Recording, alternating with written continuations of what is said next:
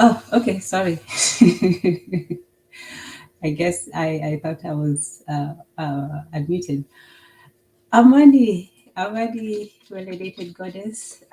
Before we begin, we'll start with the prayer to the ancestors to have a good presentation, to provide the information in a way that is understandable, and to expand our knowledge. Oh, so Amani, everyone, and Karibu. Yes. Wow. Validated goddess is the first one in the house. Welcome, welcome. Okay, so before we begin, yes, today's is an off day. Today is an off day. I usually have it tomorrow, but I'm not going to be able to make it tomorrow, so we'll just go with this one. Hold on a second. I have the thing going. So okay, all right. So can you hear me? Okay, melanated. If you can say type one for yes, and obviously a different number for no. So, so we shall begin. The basic layout of the good, good, good. Okay, Asante, Asante, Asante.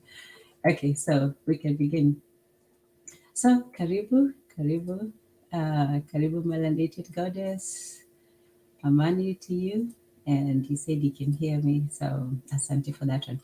So we shall begin. So the basic outline is this. A bit about hypnosis, just the general history, the big players, and so on, and then an article by a Frenchman, Gohori, on music erotic. Number 3 is love as hypnosis. This is the previous slide. We touched on it a little bit, and then we'll also go a bit of a pop music, and then the title of today's program, and finally hypnotized, the lyrics to some songs about hypnosis, love and agony, and finally we'll conclude with Biggie. So let's begin. So the first one, as we said, well,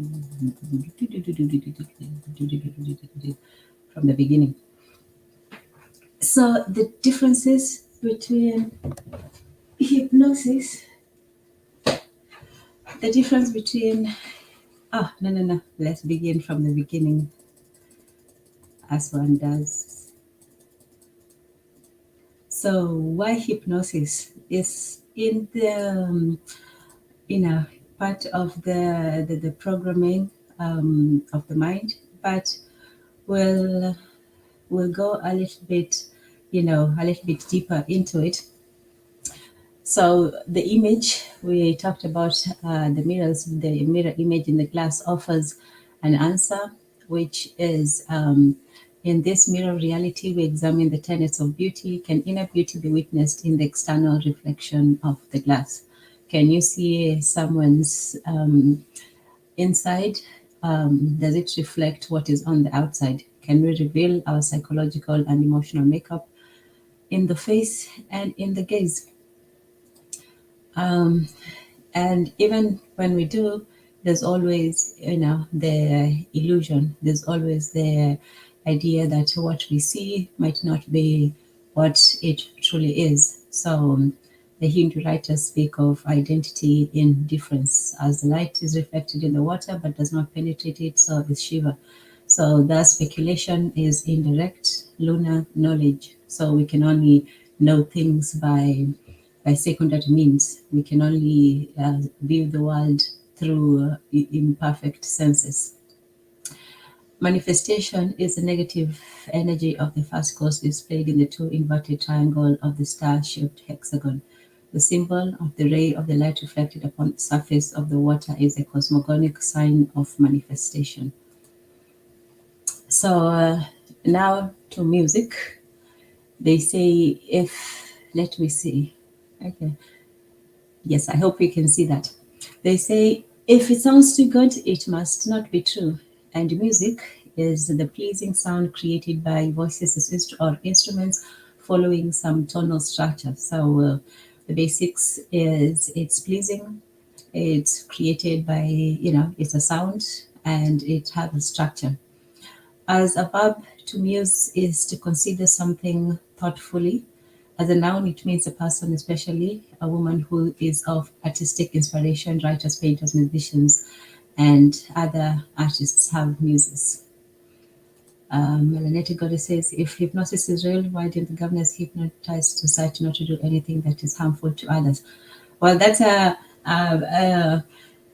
big question, because there's also the idea of free will, that people have the freedom to act as they wish. So it would be, it might be frowned upon for them to try to influence people in this way. There are, it is a way to get people to agree. Maybe propaganda is a form of it, but hypnosis it goes deeper. It's almost like a shortcut to someone's subconscious. So it's more, it's more questionable than simply presenting. So the basic belief is that people should, make up their own minds, and you shouldn't influence them, in that way.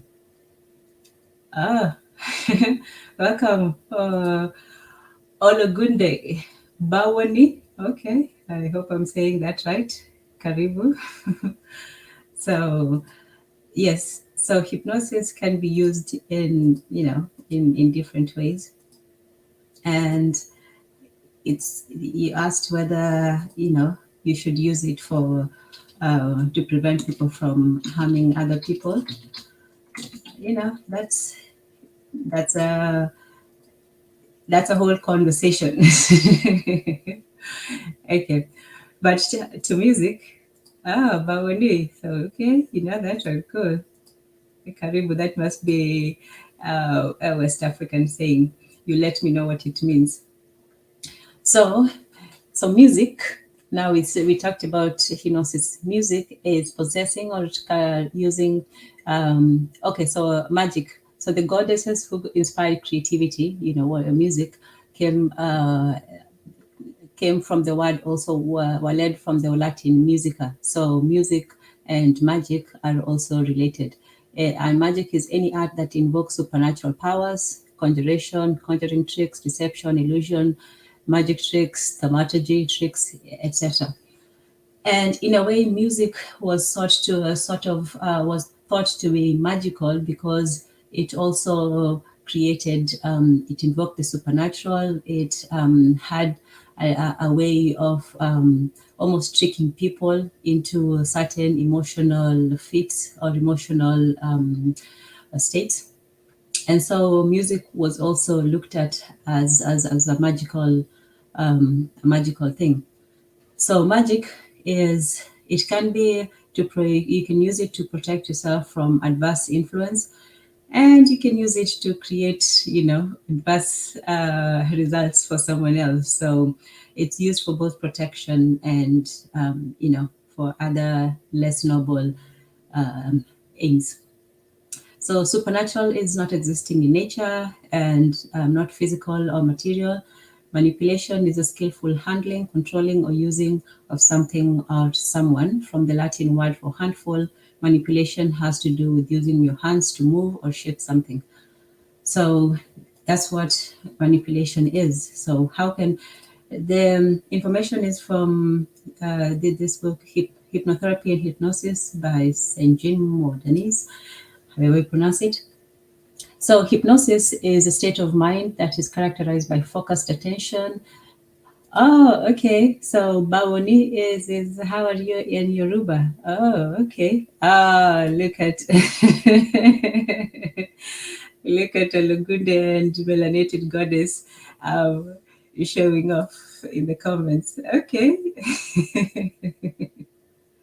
Okay, so Bawoni is Bawoni is how are you? And you say, what should we say? Modupe. Modupe, I hope I'm saying that. Modupe is Good, I imagine. Mudupe.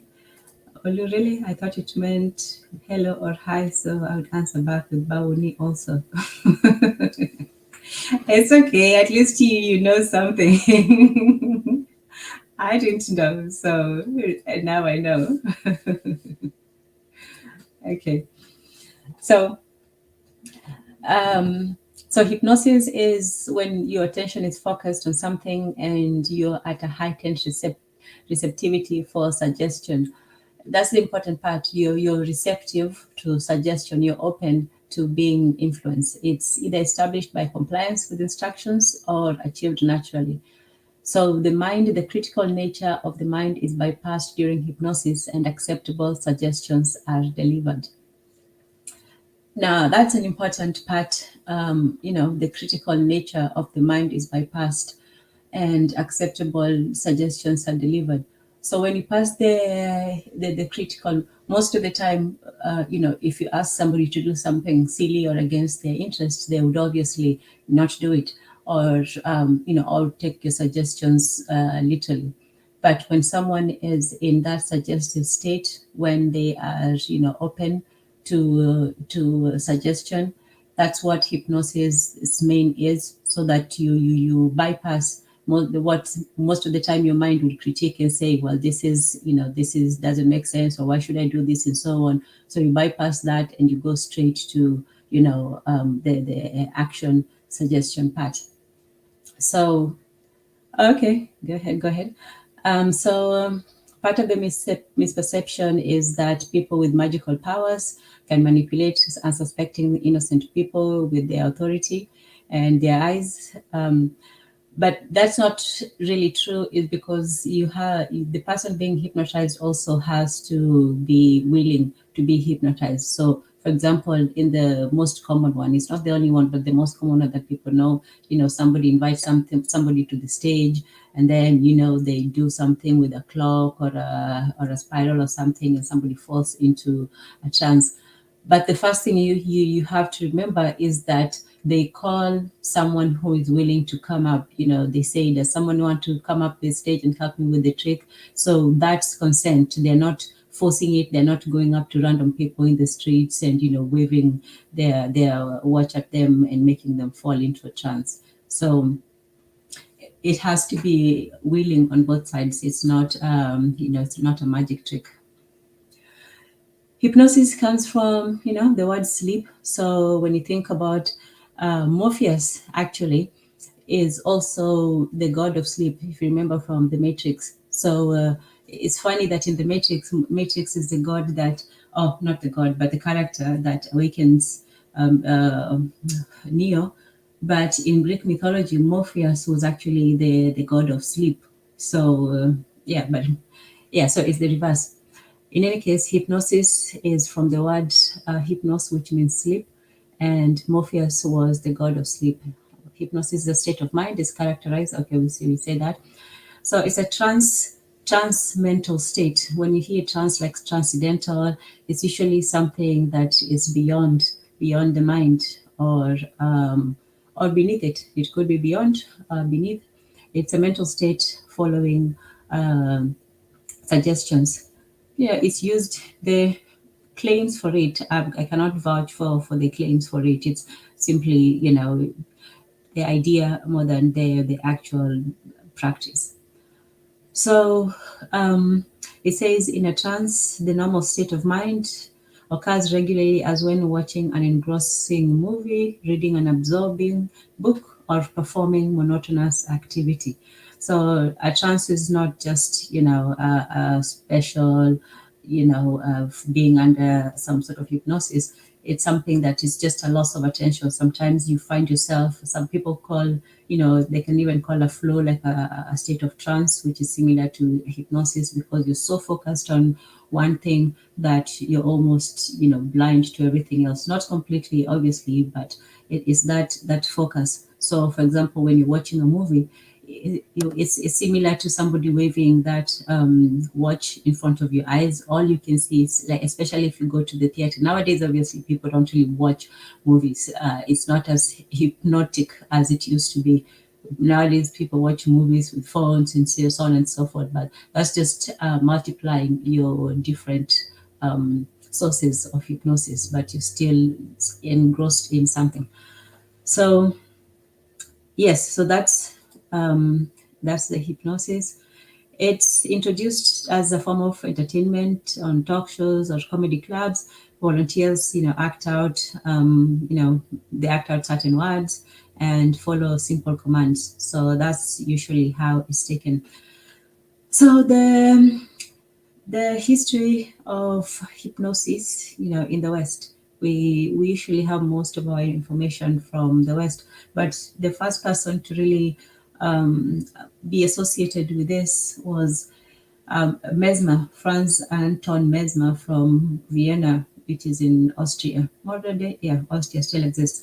So he was. That's the etymology of the word mesmerize. To mesmerize is to to put under a spell. So that comes from Franz Anton Mesmer, and he was, he was an interesting guy. He was from Vienna. He was accused of fraud, left Austria and went to France. So from Austria to France, and he continued to enjoy lucrative practice and attracted antagonism from the medical profession and from King Louis. So the king commissioned a team of scientists and physicians to engage to investigate his methods.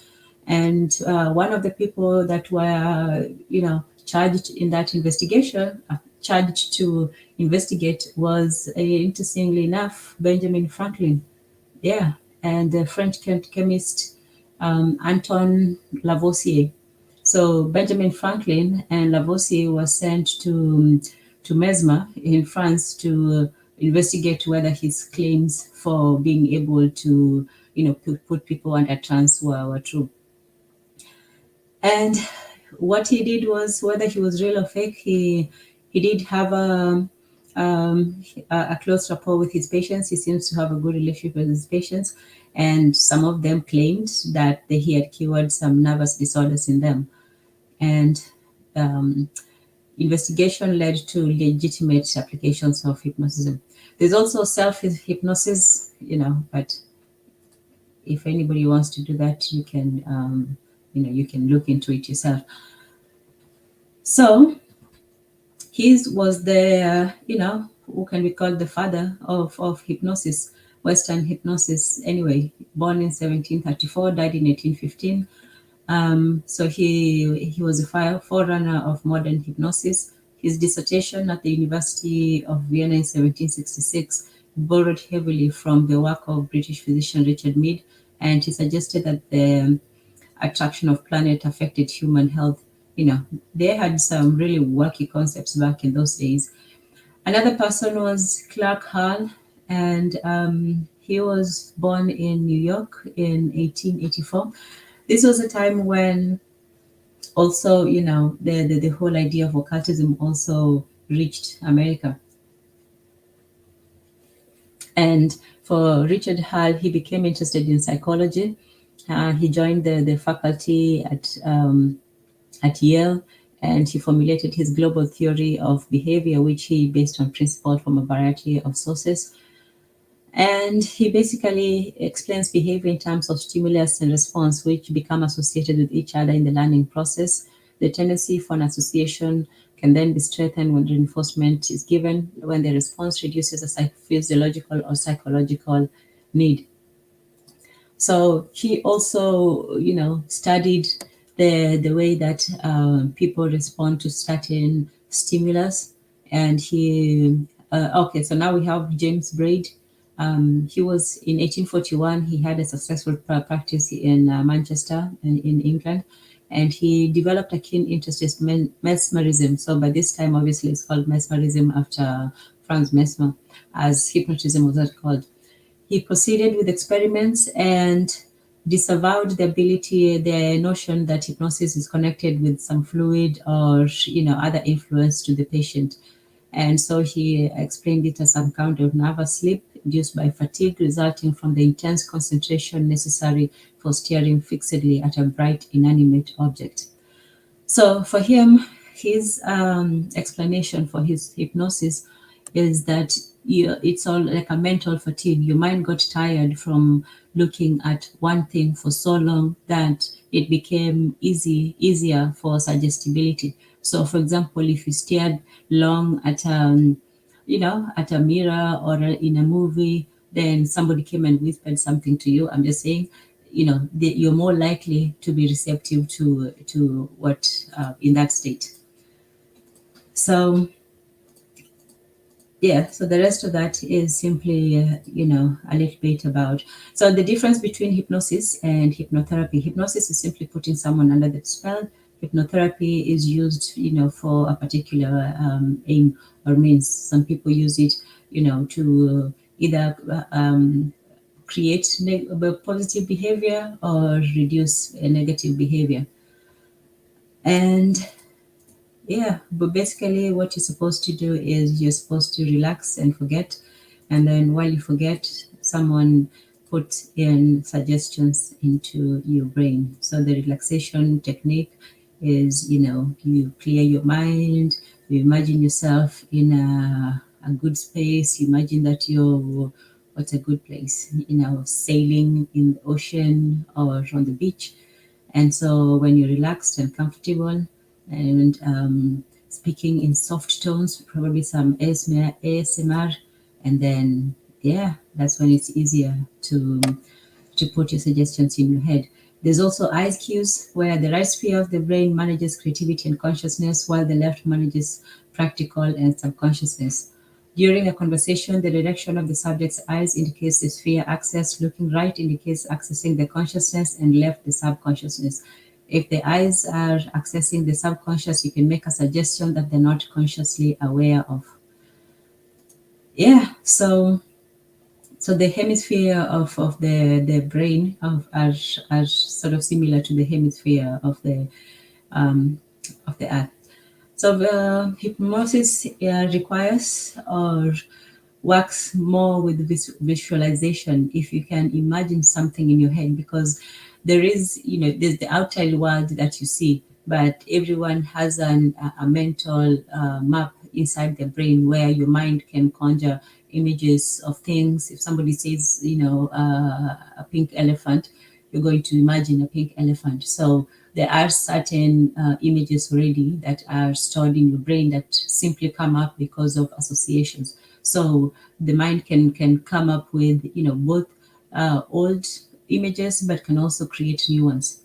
So in a trance, the suggestions can be induced using visualization technique. So you can be asked to recall a room you're familiar with, to imagine details in the room and so on. So you can describe, you can make descriptions. So visualization can be used to recall positive memories and positive images and experience, weddings, birthdays, graduations, and to change one's perception of a negative image. So yeah, there are many other okay. Okay, let's see. Yes. Okay, so I hope you're all following. We're just going a little bit about on the some of the methods and techniques of hypnosis. And if you remember one thing, I just remember that it's the willingness of the subject, it's the concentration on a certain object, it's a certain relaxation technique, and finally you're more open to suggestions, and you bypass the critical aspect of the mind. So that's basically how it goes. Okay, wonderful. Thank you, Ologunde. Some of this stuff it can be a little bit abstract, but it's still. I hope you're following. So I'm glad that you're taking an interest.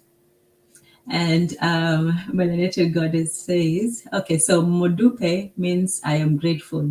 Okay, that's good. Modupe. Melanated, it means how are you? You can say greet or say hello by saying Ekasan. Okay, Ekasan. So Ekasan, how do you say peace in Yoruba? Many people say Alafia, but my research shows that it's of Arabic origin. Yeah, that definitely that definitely sounds Arabic. Alafia, yeah, you'll have to dig a little deeper to find. I say Ilera. Okay, that sounds a little bit more Yoruba sounding. I would think. I mean, I don't know Yoruba, but um, meaning in good health. Okay.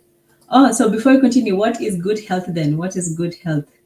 Is it Ilera? Ilera? Yes, so good health. Okay, so let us know Olugunde. So eye fixation is when you find yourself zoning out and staring at an interesting item in the room while someone is talking. That's like a self-hypnosis. These things are very easy to do, although I don't do them. I have never done them. This is all for informational purposes only. But yeah, everybody has that sensation of sometimes, when someone is talking or when you're doing something, you just, your attention just goes to something else completely. And you just zone out for just a few seconds. So that's it's like being in a trance. It's not exactly, but imagine being like that for quite some time. Imagine if you can just only stare at one thing and everything else does not exist. So that's the closest somebody who hasn't gone through it can imagine. So instead of the swinging pocket watch or the pendulum and so on, so even in real life you can have that sensation of self hypnosis. Hypnotic suggestions, the desired behavior to be performed by the client is referred to as a suggestion. So, well, what they tell you to do, jump up and down or back like a dog or whatever. After the hypnotized person enters trance, that's the state in which the subject is open to influence. Post hypnotic suggestions are delivered. The suggestions are classified into direct and indirect based on schools of thought. The direct suggestion is an explicit command to perform certain action, sort of like you will stop smoking, you will go to sleep, you will lose weight. So it tells you to do something. Indirect suggestion, which is the more modern hypothesis brought forward by Milton Erickson, is the one that is more, encouraging or promoting rather than commanding. So if someone says, when you're comfortable, you may wish to close your eyes rather than, order you to do so. So there are risks to hypnosis. Some of them have been adverse. Some people have unexpected or unwanted thoughts and feelings or behavior during or after hypnosis, which are inconsistent with the goals. Some people may have, nausea, panic, dizziness, drowsiness, headache, and so on. Some people may encounter, memories that maybe they had forgotten and things that may be difficult to process at the time. So yes, there are, especially depending on how how extensive it is. It's been used in there's certain medical application for it, for reducing stress, for family, for therapy, for economic problems, and so on. So yeah, and even in enhancing performance in different ways, whether in sports or or in other ways. Even in sports medicine, quite a few athletes actually use hypnosis for to help them, especially to help them become more prepared for games, to deal with that. Because in sports, yes, there's a physical aspect to sports, but there's also a mental aspect to it. For example, when you're playing a sport, even when you're playing video games, it's not just sports, but even when you're playing video games, you have to be almost like totally in the game. You cannot be distracted. Obviously, you're not like completely out of it, but you're not supposed to be distracted by the fans or by the sounds or by noises from outside. You're supposed to be, wholly focused on the goal that you do or that you're going after. Okay, so good health. Yes, and thank you so much for joining Olugunde and Melanated Goddess. So yes, the state of le strong rabut. Oh wow, ilera, I strong body. Huh. Fascinating. So I is a state of the strong body. So Ra is body. That's interesting because in I think you all know that Ra was the god in Egypt. The Amen Ra, and not just in Egypt, but we did a program with Jose on the last one where we talked about Akan and Akan. What's the other language? That's Akan and Twi. The like the original languages, and even for them, they had the concept of Amen Ra. So yeah, that's interesting. That Ra is the body, or Ara is the body. Okay, okay. Ile Ara is the body. Very Chui. Yes, yes, yes, yes. Chui. Chui is one of the great languages in West Africa. I wonder if they speak it in. I know they speak it in Ghana for sure. I don't know if they speak it in Nigeria. Nigeria, I know Yoruba, Hausa, Igbo, but do they have Chui in Nigeria? Do you know? Olagunde, you're the resident expert now. And you say that you've seen people break habits through hypnosis. Oh, okay, wow. So you have some people who have experience with it. Okay, that's good. Okay, Ghana and Togo. No Chui in Nigeria. I think maybe that's why you guys still can't, settle on a language. If there was, maybe you guys might come together on that one because you still haven't gotten to, an African enough lingua franca. Yes, some people will argue about Kiswahili and the mixtures of Arabic, but for the most part, Kiswahili is an African language. But anyway, not unlike alafia. For example, in Kiswahili, we say habari, which is, that's news. I hope it's not Arabic. Anyway, so yeah, so this self hypnosis. So yeah, no, not in large numbers, no true in large numbers in Nigeria. Only in Ghana and Togo. So self-hypnosis is also flexible. You can learn to hypnotize yourself, teach you to overcome problems. The time investment may be great, but the end payoff is worth it. And then, you can reach and translate the science behind it. You can take that with a grain of salt. I wouldn't say it's scientific. I think that it's psychological more than scientific. So it says beneath your conscious mind lies your unconscious mind. The subconscious mind influences everything you think. The subconscious mind stores every experience and deeply held belief you've ever had. It filters your behavior, thoughts, and decisions through these beliefs. But as you're probably aware, not every experience, belief, or habit is positive and productive for your life. Nonetheless, your subconscious mind stores all these unhealthy notions and they can never negatively influence your thoughts and actions. They may lead to a lack of self-confidence, anxiety, overeating, or other undesirable outcomes.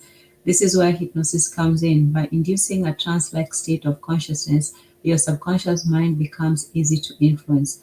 A hypnotist or hypnosis app can then, wow, they have apps now, can help you remove or reframe the negative beliefs and experiences.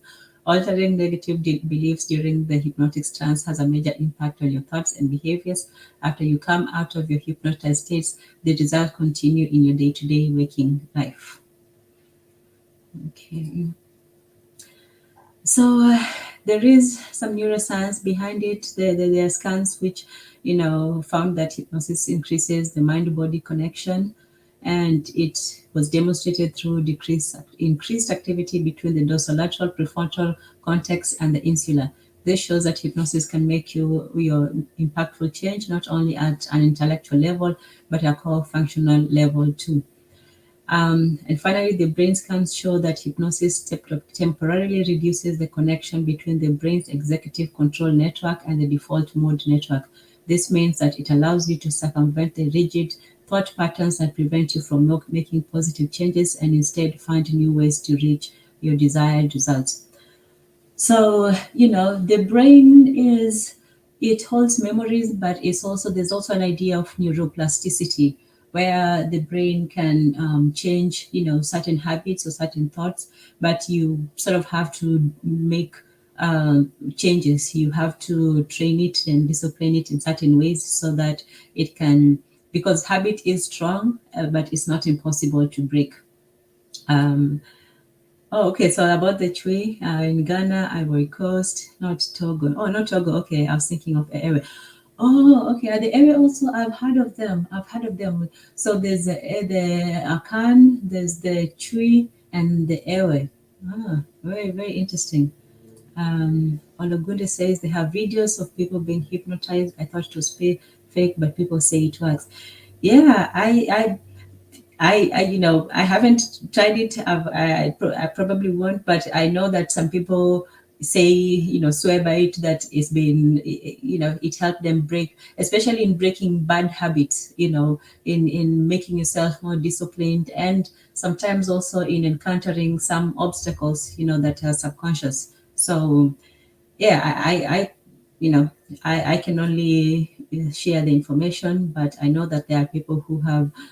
So some of the things that they claim that it can help with is, day-to-day issues like falling asleep, quitting unhealthy habits, improving your success, improving, your self-confidence.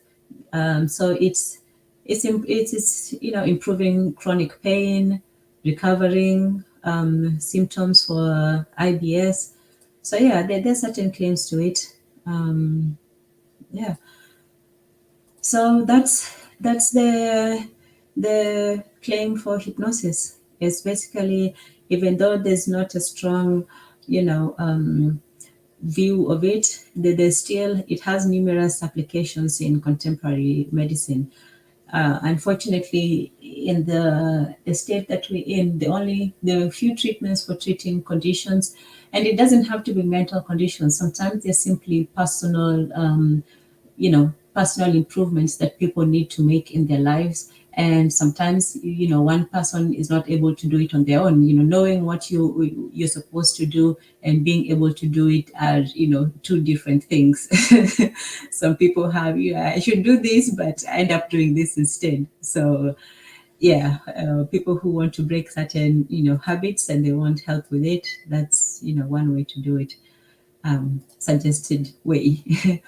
Ewe is the Aja language family, not Akan. Akan is Asante, Fanti, Aquapem, and Bono.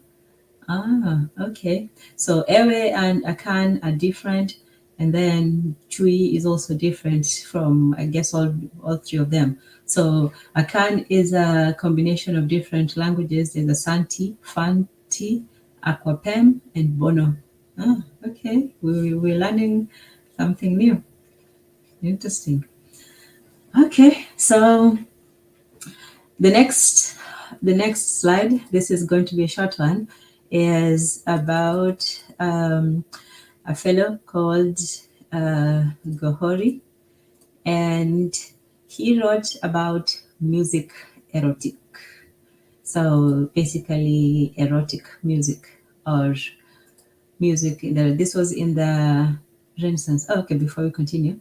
So no, Akan is an overall group, and Twi is an Akan language. Oh, so Twi also falls under Akan. Wow. So this Akan is quite a large language group. Oh, if they had a country, it would be quite large. It would be quite large. Imagine. Okay, so the Renaissance was the rediscovery of knowledge, and this is music as erotic magic in Renaissance romance. And remember, too, magic is also related to music, because music is also used as a means of manipulation. And manipulation is not always, in a bad way, simply, creating the effects that you want. It could be positive, it could be negative, but yes, so music is one of those. So this study examines the musical writings of the occult philosopher Jacques Gohori. I don't know how to pronounce his name, so I'll be, going back and forth.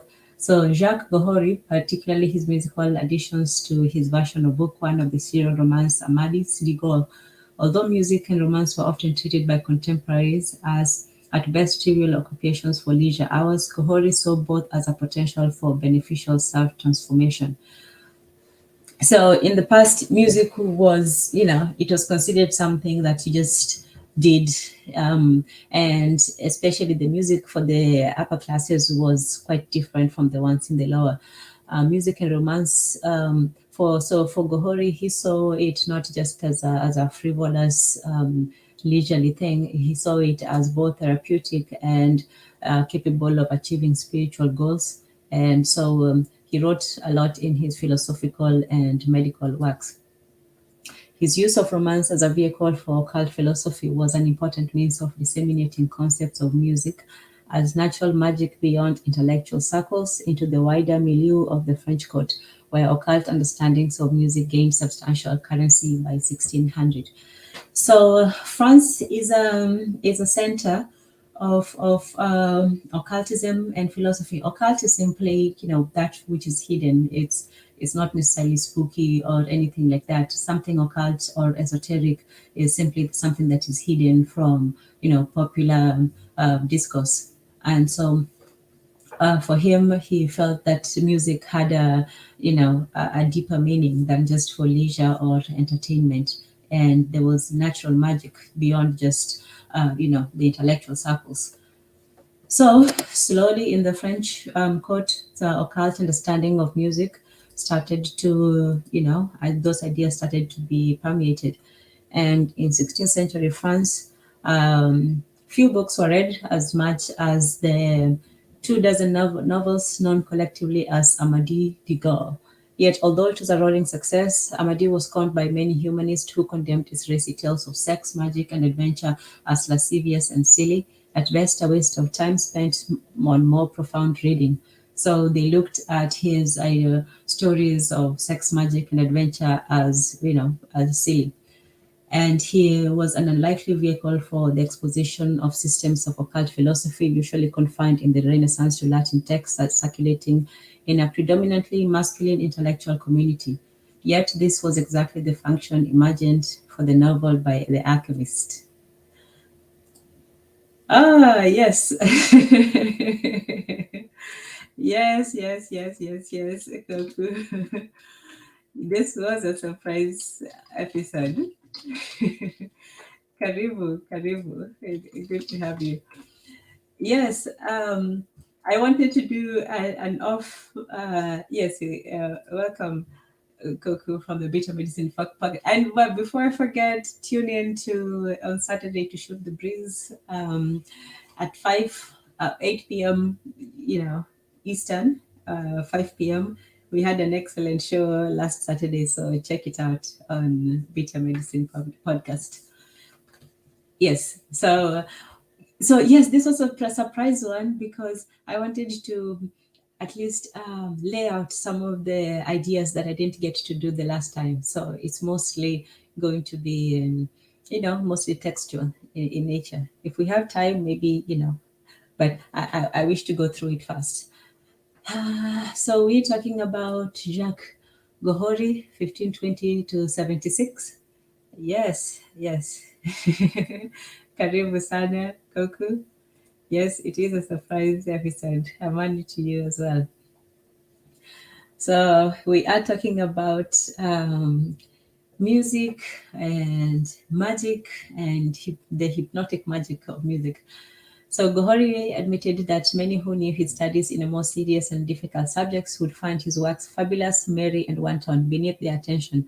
Such critics would not only underestimate the need for leisure to balance graver matters, he argues, but more importantly would misunderstand romance's power to convey occult wisdom in the form of fable. And I don't want to digress too much, but even Shakespeare, he was not just he had all these sonnets and plays about love and death and all these other things, but behind all that there was also a lot of occult meanings and messages. So Gohori was in the same vein. He also wanted to show that music had the power, and not just music, but romance had the power to have, occult wisdom. So stories was not merely stories; there was also wisdom behind them. In Gohori's hands, Amadis was serious stuff. Through extensive modifications and additions, he wove concepts of natural magic and occult philosophy into the narrative structures and textual conventions of his Spanish models and of the previous French adaptations. Music played a vital role in his project, and added song poems and elaborate scenes of musical performance constituted a significant difference between Gohori's versions and their sources.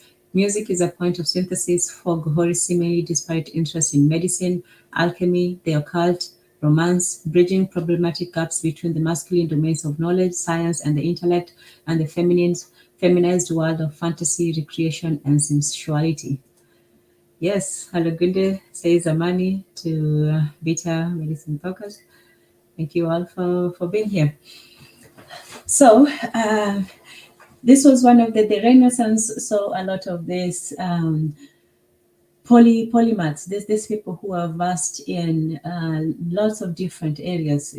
For even Euler, someone was not just a mathematician; they were also theologians. They also dabbled in alchemy. They some of them wrote literature. So Gohori was one of these polymaths. So he had interest in medicine, alchemy. Alchemy, we covered it a little bit, but alchemy is transmutation, basically trying to change the fabric, the essence of one thing into another, lead into gold, living into dead, man into spirit, and so on. So that's alchemy. The occult and romance, bridging problematic gaps between the masculine. So knowledge, science, and intellect is considered the masculine domains, and then the feminized world is fantasy, recreation, and sensuality. And so for him, he merged the romance, which was considered, feminized, and also science and the occult, which was considered masculine. So he integrated various of these disciplines through music, and he showed how both music and romance participate in the therapeutic goals that inform his more overtly medical, scientific, and magical writings. At the same time, there was a thorny problem of the early concepts of music, medicine, and natural magic. Medicine at that time was trying to have a more logical and scientific basis instead of the old way that people used to think, you can cast spells, or, there's something wrong with your humors, as the Greeks, consider them, or you have too much melancholic bile in you, those sorts of explanations. Medicine wanted to go away from the spiritual and supernatural explanations for the body.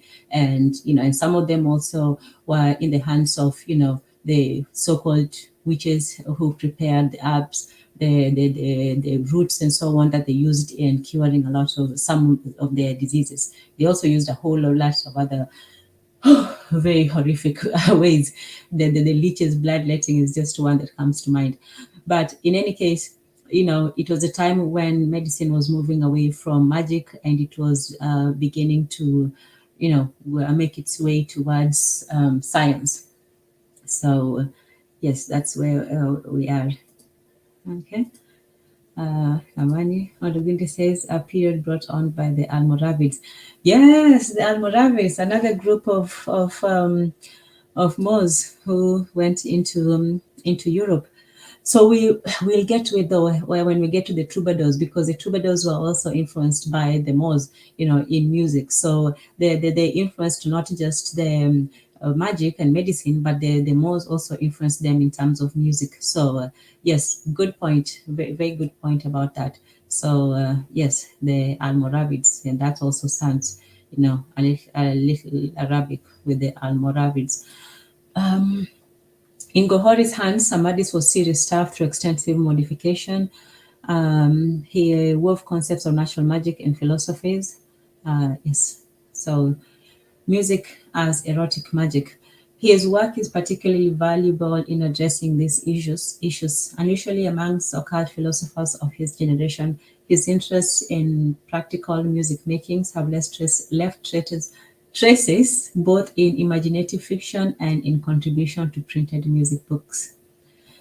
In context of his other writing on natural magic and medicine, his musical prefaces against his adaptations of Amadis proves a unique window into how a writer steeped in alchemical and medical thought imagined performance situations in which musical magic might be used and how it might be used to accomplish its effects. So this was still in a more holistic time in Western development where someone could see, something from different perspectives. In this time, if someone like him lived, it would be, he would be either a musician, a mathematician, a doctor, or, some magician. But in those times it was possible to be interested or to have writing on all these different things. It was a time when you could have magic. You could see the relationship between magic and medicine. You could see the relationship between music and mathematics, for example. And so for him, he wanted to unify not just the alchemical world and the medical world, but also to see how music and magic might be used to influence, the human being. So, continuing with music as erotic magic through his Amadis adaptation. So, if you look at magic as a means of manipulating, let's say, the mind or the body, and music is a way to transform that body. Alchemically, is the transformation of one state of being into another, whether physical or mental. So what he was saying is that music, and not just music, but romance. So combining the lyrics of romance and music as a magic, he said that you could manipulate the mind using those three. And it was not just for entertainment, but also for improvement. And so, unlike the discussions of music in treatises of Neoplatonic philosophy or in medical literature, the novels work to establish connections between occult understanding of music and the performance of music at court. So it's important to see those connections, the patterns, and to see the wider, how things tie together. At the same time, the success reached a more diverse readership, more than his more erudite contribution to the vernaculization of concepts of musical magic and helped foster their dissemination into courtly circles. So the main plot of his book, Amadis, is the elaborate scenes of musical courtship. So music as used to, for serenades and to speak to men and the women. So when they were courting the ladies, so the court is both. Wow, the court is both the place where the king and his council and other people meet. The court is also to court a lady to try to seduce her, or maybe not to seduce her, but to try to get her attention. And the court is also, the legal place where so much more is determined. So this scenes of musical courtship was, it concerned a pair of adolescent princes who disguised themselves as Amazon lute singers to gain access to a beautiful princess. The story allows for plentiful descriptions of musical performances in which the boys' beauty and skill in singing as women inspire such universal admiration that both men and women fall hopelessly in love with them. Being French, there has to be some, funny stuff. So, we leave it at that.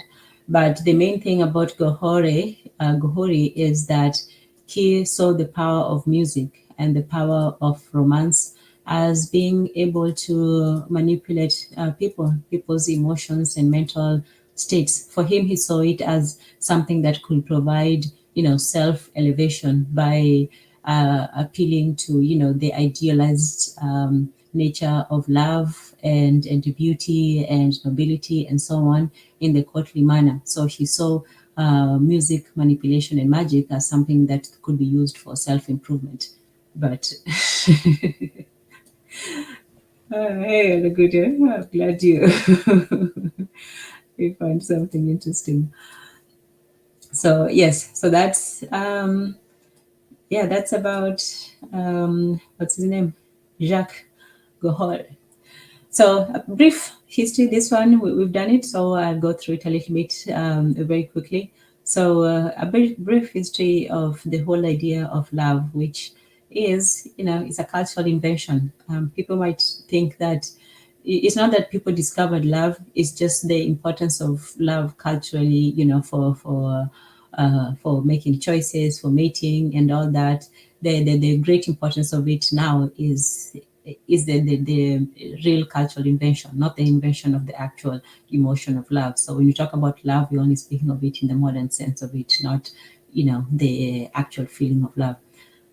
So he says we're still in the early stages of the history of love. It's still a recent invention. We're still learning what we need to know and how we might get more successful at love. So in the beginning, love was transactional. He talks about the Syrian Mesopotamia. Marrying was to expand your wealth and power, and to expand your territory, land, power, and money. France, once again, 1147 AD. So this is before Jacques Gohor. He sets off, we have Geoffrey Rudel. He sets off to see the Countess of Tripoli, this Frenchman with whom he has fallen deeply in love. He is one of the earliest known troubadours or skilled court poets. Remember with the court, a lot of culture emanated from the court proceedings of the nobility at the time. So Rudel is one of the earliest known troubadours, and like Olugunde said, a period brought on by the Almoravids. Yes, the Almoravids who are very active in Spain, Portugal, and I don't know how far they penetrated into Europe. I know that Charles Martel, Charles Martel, the French king, he stopped them at the border, but I don't know how far they had gone in. So you have the France 1146. So you have this troubadour who is pining for the Countess of Tripoli, and he's writing this love poetry. So yeah, love poetry, you can look at it as lyrics, like romance lyrics. So the magic of music is not just in the sounds, but also in the words. So you have this, combination. Actually, it's a triple combination of sounds, words, and bodily movement. So while your ears are engaged, your body is similarly engaged. You want to move to the music, as well as your emotions and feelings from the words. So music is a very powerful form of, attention. It grabs your attention in many ways. So you have the troubadours, they're singing, they are creating poetry, but it's still idealized love. They're simply singing about it. It's not that they want to, it's almost like if they actually indulge in it, it will crush the ideal. So they'd rather leave it as as poetry rather than a reality. So in the French courts, with the king, it's usually, the king has the marriage for, for land power and so on, and you have, your mistress for other, for other reasons. And then Romanticism is the philosophy of Romanticism. This is where, the transformation really begins, where the idea of romance and feelings and, the idea of feeling over reason and impulse over tradition. So before it had been reason, critical analysis. And so when you think of hypnosis, again, hypnosis is that bypassing of the critical thinking of the human mind. So instead of thinking things out, you go by, which is not always bad. There is intuition, there's emotion, and there's logic. So if you go by intuition, it's usually, what people call a gut feeling. If you go by your emotion, it's simply, how you're feeling. And if you go by logic, it's what do you think. So Romanticism is this new philosophy that feeling supersedes reason, that your emotions are greater than your reason, and impulsivity or spontaneity is more important than tradition. So this is where, these are the seeds of this love, invention or importance. Romanticism transfers love, the old system of marrying for political or economic advantage, and it becomes more of, emotions, feelings, this this idealized vision that you should be able to make decisions based on your emotions rather than on reason itself.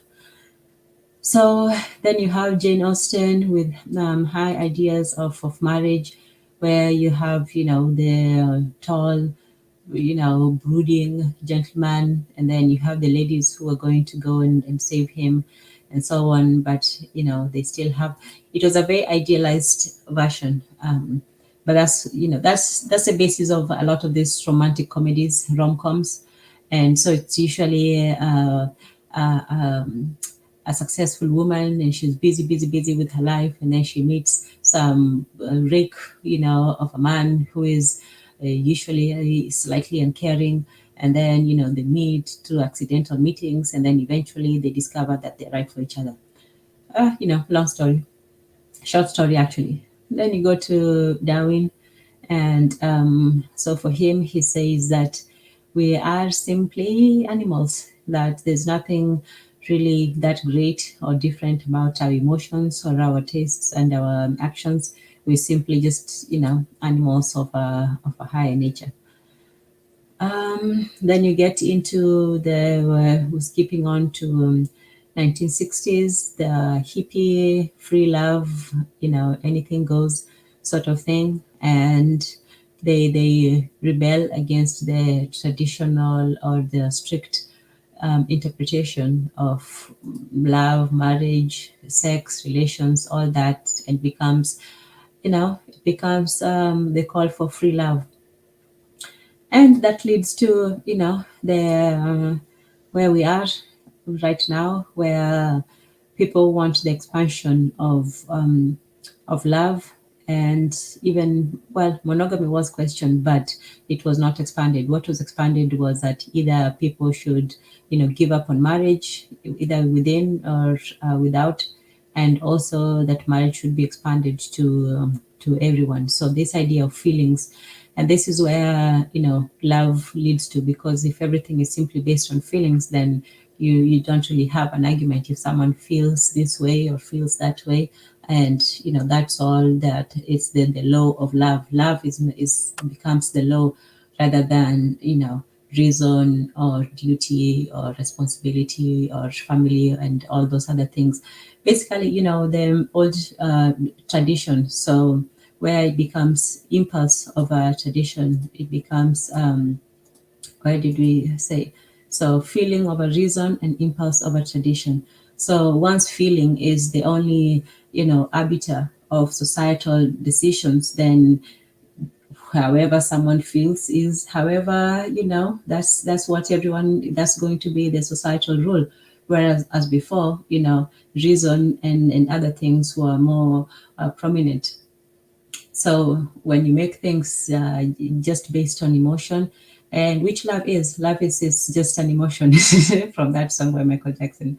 Love is a feeling. Yes, love is a feeling. It's not a bad one. It's a good one, but it is, it's not the only consideration for human relations.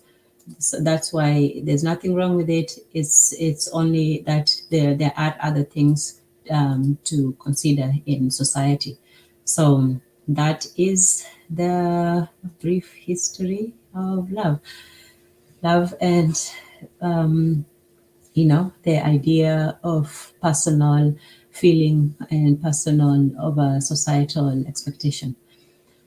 Okay, so now we get to the music part, music and the occult influence. So we went from Gohori's ideas of music as simply not entertainment. It can be entertaining, but romance, magic, intellect, all those should be, all together. You can have all of that in music and in romance. So music is for manipulation. For him, it was manipulation was supposed to be for self-improvement, for meditation, for making yourself speculate and think and critique and not just feeling. So it was the the mixture of reason and feeling for him. He wanted to elevate music above simple entertainment, and he wanted it to be improvement. Olugunde says, the love dynamic has ruined the way families function. Love and impulse are one and the same. It is fleeting. Yeah, and every emotion is even that's not even a criticism of love or that every emotion is fleeting. Laws and rules and regulation are more solid, but even anger, even the most violent emotion or the strongest emotion, even the hardest one, even grief, all these emotions, it's not that they eventually, even grief becomes, it doesn't go away completely, but it becomes easier. Anger subsides, happiness, love, all these things, they are fleeting. And so in terms of making something as permanent as marriage, based wholly or solely, primarily on something as emotion, it sets people up for a lot of disappointment. It makes people think that every single day is going to be sailing in the clouds and so on and so forth. One thing that the troubadours, knew for sure is that the ideal of love is very much different from its reality. And for them, they did not want reality. They said, hey, we just want to feel these feelings, but we don't want to have to go through, the actions. Yes, thank you. As waves wax and wane. Exactly. Yes. So it's simply, yes, Amani Indigo. Thank you. Yes, this one was an off of the cuff. Yes, an off the cuff surprise one, just out of the blue, for mostly just for presentation. I wanted to go into a little bit of this and summarize it a bit. So Amani Ndugu at the Focus Radio. Yes, check out the Focus Radio too. He has shows on his program as part of the KWAZ network. So yes, definitely check out the Focus. Okay, so now we are on music and occult influence. So we went from Gohori, who was talking, in the French Renaissance, and he wanted to elevate music from, simply entertainment for the elite and the peasants into something that encapsulated romance, poetry, magic, occulticism, and self-improvement, all that towards the goal of self-improvement. He would say he wanted music to, he saw the power of music to manipulate the mind, to hypnotize the mind into a trance where, like we said, it bypassed the critical thinking of the mind. Because when you listen to a song, same thing when you watch a movie, but when you listen to a song, it taps into a very primal part of your mind. You can have emotions, feelings, all of that. So you're not listening to a song to critique it, to analyze it and all that. You're simply listening to enjoy it. And there are people who critique music, obviously, if you're a musician or something like that. But most people simply listen to to enjoy it. So your critical functions at that time are lowered, and so your susceptibility to suggestion is higher, and it doesn't take much for for hypnosis. So music and the occult influence. This is a story written by Mr. Douglas Rowe, whatever, and talks about the Black Sabbath, AC/DC, and all these uh, old rock musicians, Black Sabbath, and so on. So, he talks about being in a family-friendly scene of generational indoctrination. Okay. Before we start with that long one. So, he talks about he attended the concerts of two of the most successful and influential exemplars of the form. Both of these veteran groups, this was in 2017, both of these veteran groups, so it was way after their heyday, were likely the final major tour of each act's lengthy career. The outing officially announced the end for Sabbath and dictated as such for the same as AC/DC. Perhaps because of the bittersweet atmosphere, there seemed to be a stronger than usual presence of warmth and nostalgia among the audiences, which were composed of wide-ranging age groups, from elderly grandparents down to teens and young children. While this family-friendly scene of generational indoctrination has been a growing trend at rock concerts for the past 20 years or so, those attending with kids in tow had, their was not mine, had still often resembled black t-shirt clad rocker types, although popular rock and metal concerts have always drawn a fair number of mainstream folks. So it went from when Black Sabbath, AC/DC, all this, were performing. I think they were in the 60s. It was just rebellious teenagers with with the black t-shirts and all of that stuff. And so, but now it's a family-friendly scene, and you have everyone from grandparents to children imbibing the same thing that was supposed to be rebellious when they started.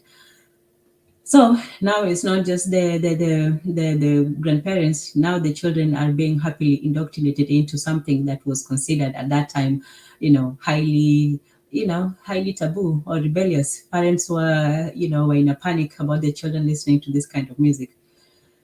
And you have, moms, child, and their children, and so on. And not long ago, that type of music was strongly like Black Sabbath. Obviously, even from the name itself, you can tell there's a certain irreverence to it.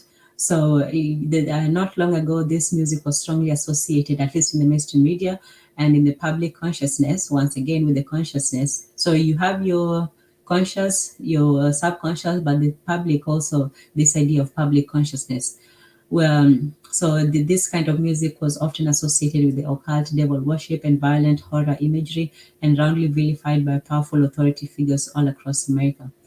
Popular performance touching on occult themes in their music and image is nothing new. One could look back as far as the early 19th century Italian virtuoso Niccolò Paganini, the notorious violinist whose enraptured audiences whispered the hypnotic musician must be in league or even possessed by some diabolical power. So this idea of making a deal with the devil, especially musicians, I don't know why it's well, maybe I do know why, but you realize how it's mostly, it may be other people, but it's mostly musicians who are accused of this devil deal makings. It's usually, you'd think that it should be politicians or whoever, but most of the people accused are usually politicians in particular, not even actors or all entertainers.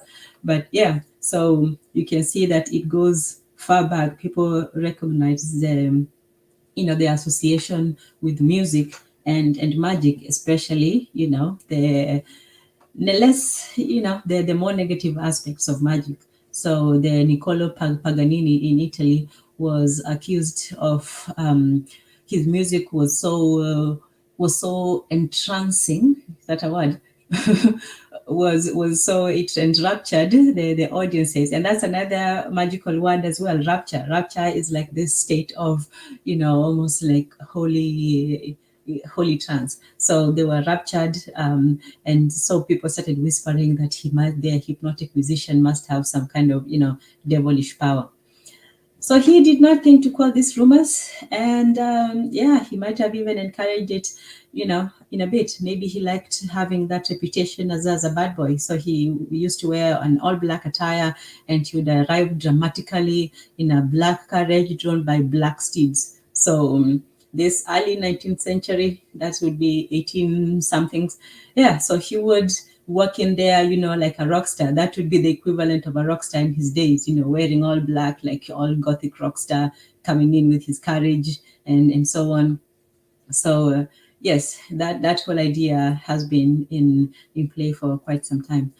Olagunde says, I'm of the belief that our emotions are affected by the moon's gravitational pull as the oceans, rivers, and lakes, given that we are composed of mostly water. Yeah, that has also been a theory that has been put forward, and I believe that has been passed down for quite some time, because yes, it's indeed true that we are mostly water, and even the whole idea of even menstrual cycle, the moon was often associated with women's power, because just like the cycle, the menstrual cycle, and so on. So there was that aspect of it, as well as those ideas of the moon. Like I said, for power can be viewed different ways by the same people. So for some people, they look at that power and they see that they will judge it as evil, and some people look at power and they see it as they can do some good. So with Kohore, for example, he saw the power of music, and he believed that it had some positive power of manipulation for self-improvement, and for the elevation of romance, poetry, and the noble the noble things in life.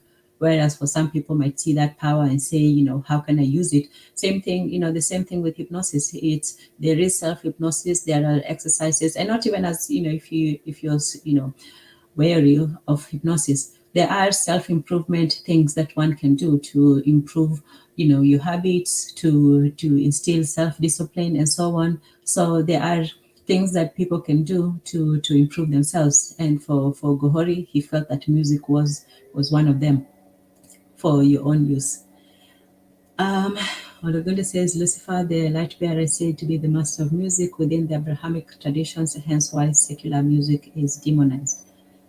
That's interesting. I used to think that I didn't know about his association with music. I know the light part, but I didn't know about the music aspect of it. But that's interesting. Interesting. So we're about to, yeah. So you have the initial association with music, and association with music and the occult or music, and this devilish aspect to it. And then it says that in the 20th century, though, that gives us a true bounty of occult doubling popular musical figures. So, and the mass media needed to produce mass hysteria in some cases about these supposedly sinister artists.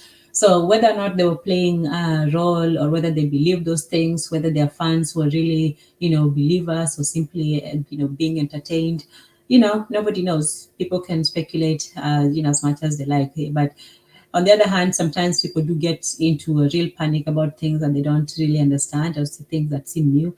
And it seems that in America, there's been a panic about everything. There was the reefer madness panic. There was a panic. There's always a new panic, across. There's the jazz panic, and obviously the satanic panic. So, you can only, take certain people's fears to some extent. But in any case, the mass media also worked a lot to hype up this panic and the fear, and that's what sells the newspapers. Fear, sex and fear sells. If you can't have sex, then you might as well fear. So the 1920s and 30s saw recordings released by Mississippi-based country blues singer, guitarist Tommy Johnson, and the more famous Robert Johnson, both of whom were widely believed at the time to have sold their souls to the devil at a midnight crossroad. So this is now we get into African American history. So you have these two musicians who were considered. See, with the music, if you're too good at what you do, you might just be suspected of making a deal with the devil.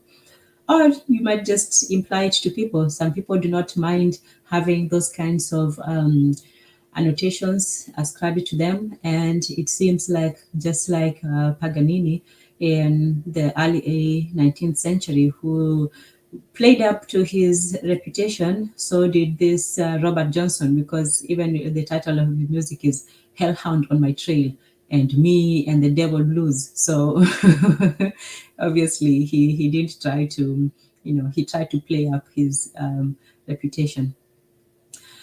Yeah, so he had, but it was not just him. Similar lyrics dealing with evil spells, voodoo curses, and other occult themes were not uncommon amongst many of the early bluesmen of the Mississippi Delta. So the Mississippi Delta was, it was the home of the blues, and they didn't just sing about sadness, which a lot of them did, but they also sang a lot about occult phenomena and voodoo and things like that. Then in the 1950s, we have the rhythm and blues showman. So before rhythm and blues, oh, okay, yeah. Showman Screaming Jay Hawkins tapped into the same blue belt as Hoodoo Witch Doctor. So some of them took on the persona of the blues musician as a witch doctor, quote unquote. But Hawkins' act was more theatrical and tongue-in-cheek than overtly devilish. So some people took it seriously, but this Screaming Jay Hawkins, he was more of it was more of a joke. He had coffins and skulls, props, and wild man stage antics before the 1960s shock rockers. So even in terms of the performance, it says that his coffins and skulls. So people associate this kind of morbid, like death obsessed culture with, with the death, with the heavy metal, Ozzy Osbourne, that kind of thing. But even before that, you have this rhythm and blues showman called Screaming Jay Hawkins, who says that, he was already using the very theatrical props. He had coffins and skulls and coffins. He had, these kinds of stage antics, and presaged, this was in the 50s, this presaged early 60s. It's funny how they write it. It's presaged, it was before. Why don't they just say, like these screaming people just copied their style from the rhythm and blues musicians? Like, it's so hard for them to just say, look, Alice Cooper and the UK's Lord Sachs took their performance from Screaming Jay Hawkins. That would be fair enough, but they would say, oh no, it presaged, like they didn't know what he was doing. Anyway, so he was the first stage showman, this Screaming Jay Hawkins. And then after that, now you have the Americans, Black Sabbath and so on, doing similar things, but I guess to a more extreme level. So in the 1960s, you have a real interest in the dark arts, and you also have a new interest in spiritual seeking, consciousness. That was during the time when Western people were looking into yoga and all this other stuff, popular imaginations. You have Anton LaVey and so on. The Beatles were also, they were also involved in this occultic sort of music. They met the practicing Aleister Crowley. I think you all know him. Aleister Crowley, advocate, acolyte Kenneth Anger, and he became part of the regular circle of the Beatles. So within the inner circle, this Mr. Kenneth Anger was exerting his occult influence on Mick Jagger, Keith Richards, along with Richards with witchcraft practicing lover, actress model Anita Pallengan in June of that year. The Stones recorded "Sympathy for the Devil." In the same month, interestingly, the director Roman Polanski's acclaimed satanic thriller "Rosemary's Baby" hit theaters. So in that 1 month, you have the Beatles recording the song "Sympathy for the Devil," and then in the same month you have Roman Polanski's satanic movie called "Rosemary's Baby" in the same year, and then in the California's Lou Reed Manson family murders, that's 1969. And one of the victims of that family murder was Sharon Tate, who was Polanski's pregnant wife. And interestingly enough, the show, the movie Rosemary's Baby, which Polanski has done, was also, about, the woman being, they wanted to kill the woman and all that occult thing. There's a lot of, similarities between the real life death of his wife and, the film that he did, Rosemary's Baby. And then you also have the Manson family connection. You have the Stones releasing Sympathy for the Devil the same year. So, that was a very busy month and year. That's all. So secular music in America has always been associated with the devil. Yes, that's true. There was a teenage rebellion that caused part of those panics because they always saw secular music as corrupting on the youth. A lot of heavy metal rock bands are self-proclaimed Aleister Crowley Satanists, Yes, yes, they are. A lot of them are. And like I said, you don't know whether it's simply theatrics, meant for shock value, or it's, people, they actually believe all that stuff. But while the mainstream public remained largely oblivious to most of these diabolical cultural developments, a few of the hip counterculture kids forming rock bands in the late 60s began to take notice, and the closing years brought the first wave of truly occult, even openly satanic rock bands. The US band Coven, founded in Chicago in 1968, released their first album, Witchcraft Destroys Minds and Rips Souls. Wow, that's a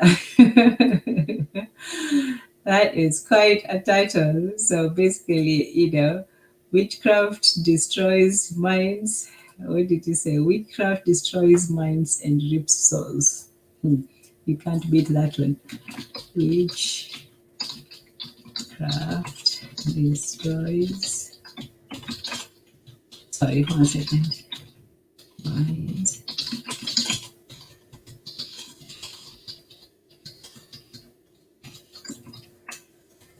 The word's not mine. Okay. Yeah, so they were very brazen with it. Ozzy Osbourne did an opening track, Black Sabbath, and while bewitching vocalist Jinx fronted a typical psychedelic combo of the era.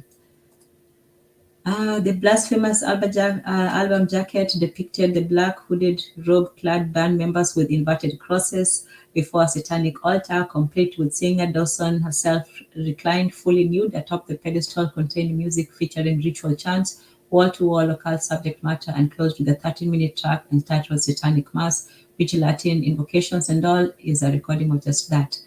Across the pond, the only slightly heavy British group Black Widow formed in 1969, releasing their debut LP Sacrifice in 1970, which likewise contained overtly occult lyrics such as Come to the Sabbath, and others such as Lucifer's Friend, England's Commerce, and Italy's Dracula, utilized to varying degrees the trope of witchcraft, black magic, either visually, lyrically, or sonically.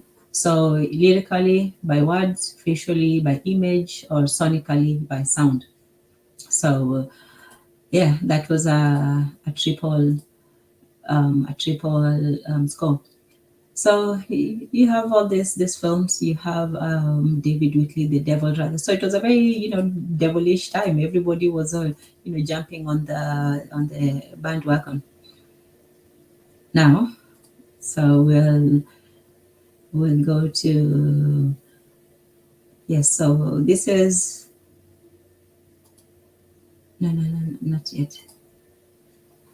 Okay, so you had the bands Black Sabbath. You have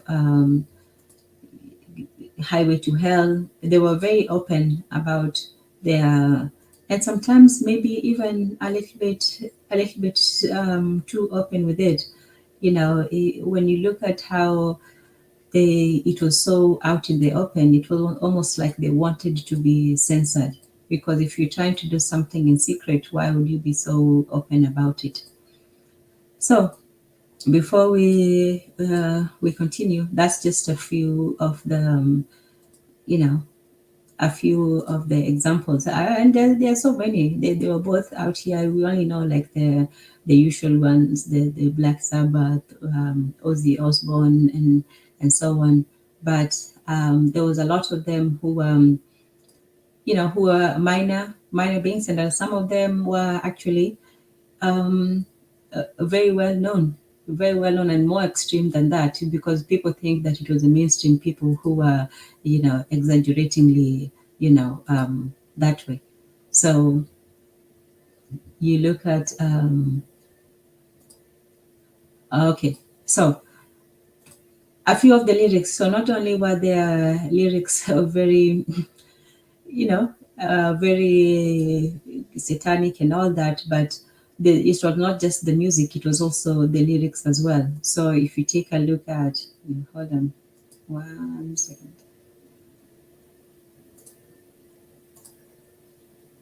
Okay. So obviously I won't play it, but this is Ozzy Osbourne, Walk on Water. So if you just see some of the lyrics, I met a magic man who had a daughter. She learned her lessons well, but still I taught her. She followed willingly as lambs to slaughter. You may say I'm a miracle mannequin. Here I come with my mystical plan again. Although you think I can, I'm just a man and I don't walk on water. Oh no, I don't walk on water. I followed willingly a sweet temptation. She had me hypnotized and still I'm waiting. My dromedary dreams are sweat as oceans. With sand dunes bearing seeds, she set in motion. You may say I'm a cynical charlatan. There I go with my whimsical ways again. Although you think I can, I'm just a man and I don't walk on water. Oh no. I followed willingly. Oh no, a sweet. And that's an important line too. I followed willingly a sweet temptation. She had me hypnotized and still I'm waiting. So just like with hypnosis, just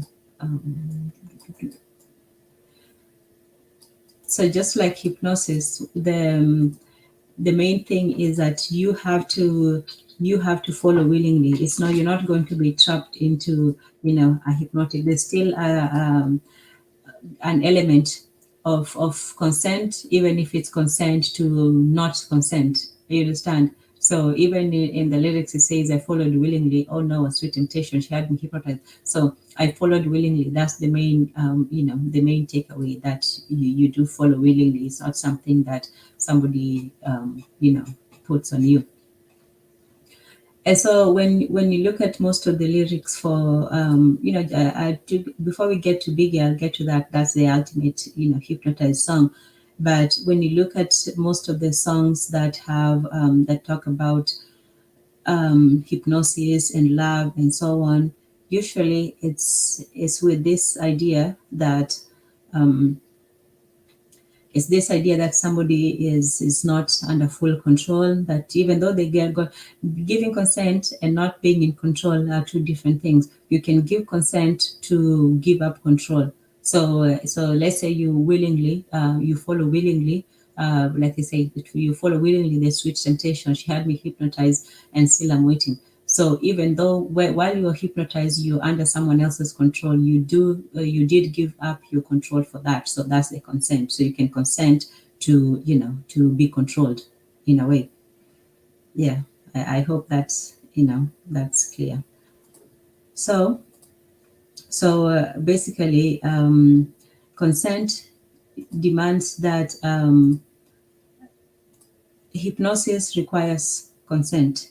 But hypnosis is also, a way of saying that, you're now under someone else's control. You're not in your own, mind in a way, and so you're still under someone else's control.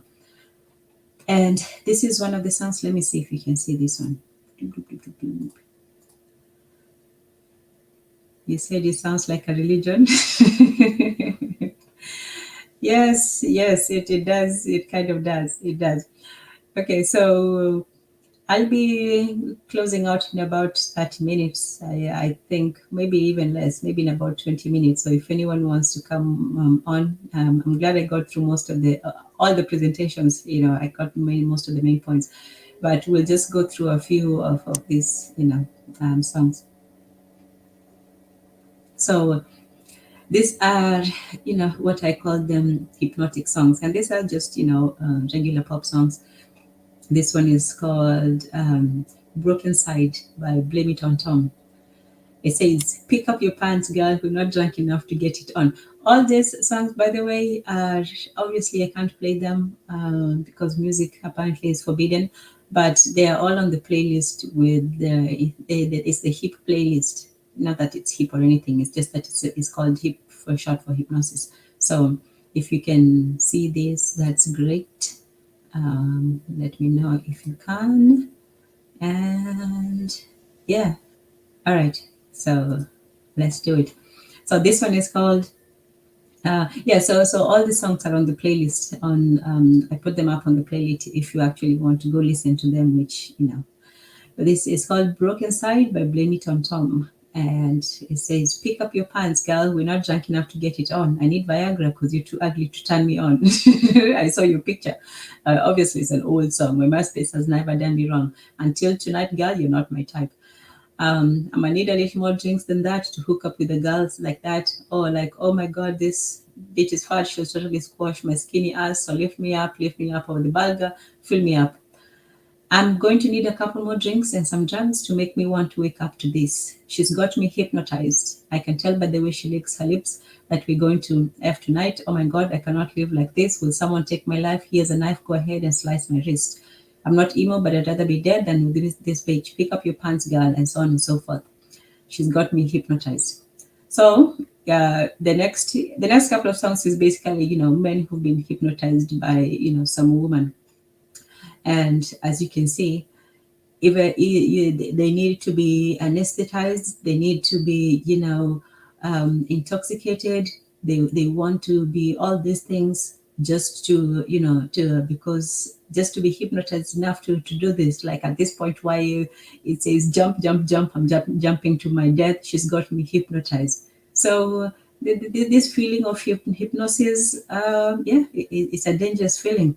You have the temptation, but at the same time you're hypnotized. The next one is Colin Ray, Blue Magic Lyrics. I hear your favorite music on the jukebox and right away I know that you're here. You always pick a time just when I think my mind is clear, you reappear. So once again, hypnosis works when the mind is relaxed, like we were talking about, a relaxed mind. Your mind is relaxed, so you're open to suggestion. Basically, so being open to suggestion is when you've given your consent, for someone or something to enter your mind. So you're opening your mind, and for somebody else to put something in it. So whether it's a suggestion, an idea, and so on. Yeah, but you can also do it yourself. You can also manipulate your subconscious to do what you consciously want it to do. So, but that's that's a talent. So he says, once again, you've got me in your power. So, that power, this time, I hope it's not a brief romance because it's too late to run. You've got me thinking that one slow dance is worth a chance. Then that old blue magic still works like a charm. You put a spell on me. I guess I'll always be hypnotized by that blue magic in your eyes, though I should run and hide from this illusion. So, yes, like we said, feelings and, there's a lot of illusion and idealism. Your smile is much quicker than my pride. There's something up your sleeve that makes my heart believe inside. You put a spell on me. I guess I'll always be hypnotized by that blue magic in your eyes. Yeah. So basically, this other one is, people falling hook, like and sinker. I'm hypnotized by her eyes, so pretty. I fell in love with a girl from the city. With her hair so blonde and her eyes so blue, lips so red, what could I do? Um, so in most of these so-called love songs, it's almost like you're in the power of someone else, even though you're a willing participant. You still, realize the danger. You still want to run away, and you're still captured. So hypnosis is, even in the songs about love, hypnosis is still something that is a trap. That is almost like a horror movie. So all these songs are by, from the point of view of men who are pretty much hypnotized or, in the spell of a woman. And even though they are tempted, they are also almost, yeah, they realize that they are under the spell. I'm mesmerized, like I said, mesmer, Franz Mesmer. I'm mesmerized, hypnotized by you, hypnotized, and in the eyes of the world, I'm scorned as a libertine. But you are my muse. Yeah, this one is a good one because it hits on all the ideas of love, hypnosis, music, magic, and so on. This is the mission, and the artist is called the mission, and the lyrics is to mesmerize. So he says, this should be scorched. I want to feel again blinding sheer delight, my senses catch desire that flames so bright. I'm mesmerized, hypnotized by you. I'm mesmerized, beguiled by you. There's too many years and ocean between us, and in the eyes of the world, I'm scorned as a libertine. But you are my muse, you're my Venus. Remember, muse is, the inspiration for creativity. You're my Venus, but also muse is also connected to magic. And when I watch you move, devotion comes serene. I saw your green eyes, one glance, and I'm mesmerized and tranced. Mesmerize me with just the promise of a kiss. I'm captured. I want to feel you, touch you, hold you, and caress you with this moment of bliss. I'm captured.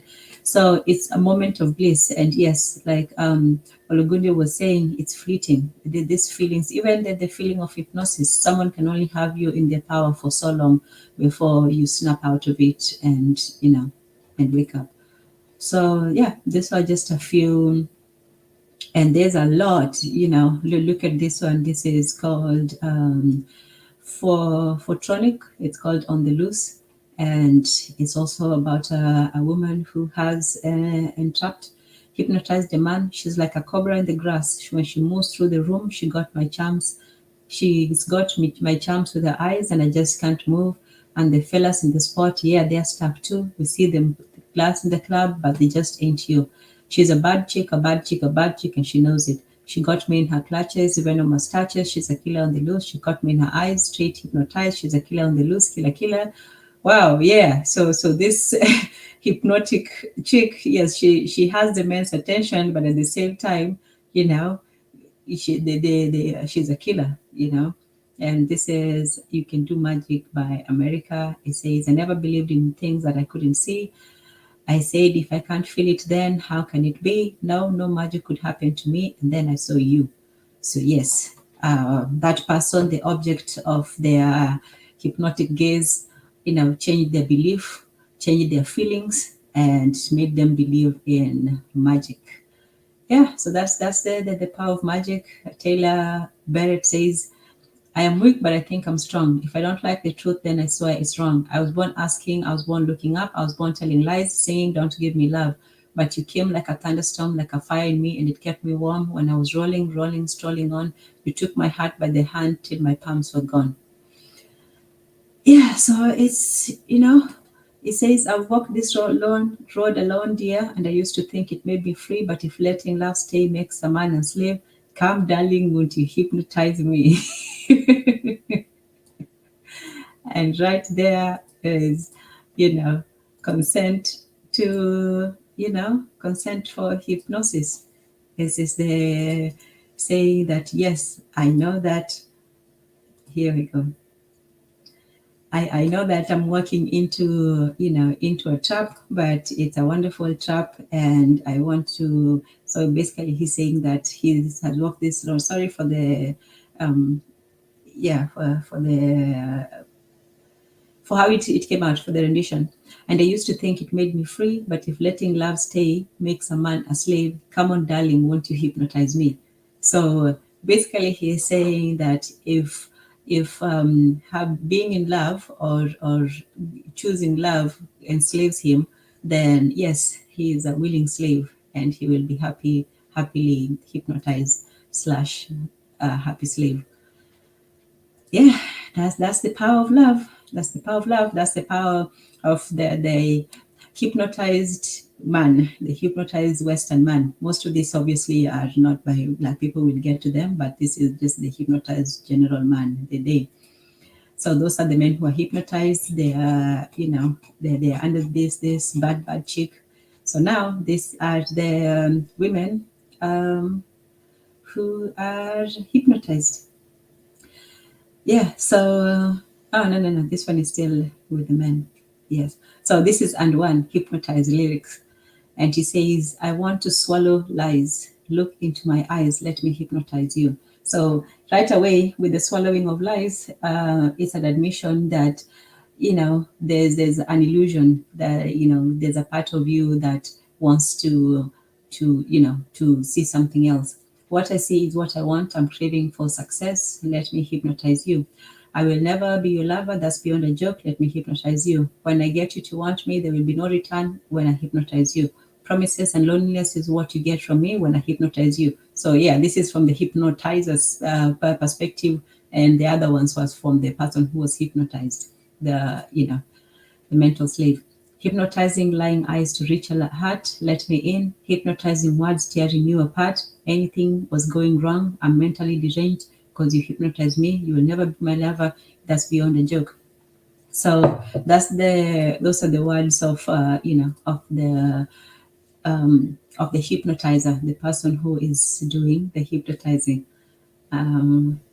Yes, indeed, it sounds like a really. Oh, hey, Juju, welcome, welcome to the presentation, to the reading. Karibu, good to have you in the house. Good to have you. Okay, so those crazy people who are, well, I won't call them crazy. Those are the people who are hypnotized. They are either hypnosis or they are hypnotizing other people. Reptilian brain. Yes. Hey, Juju.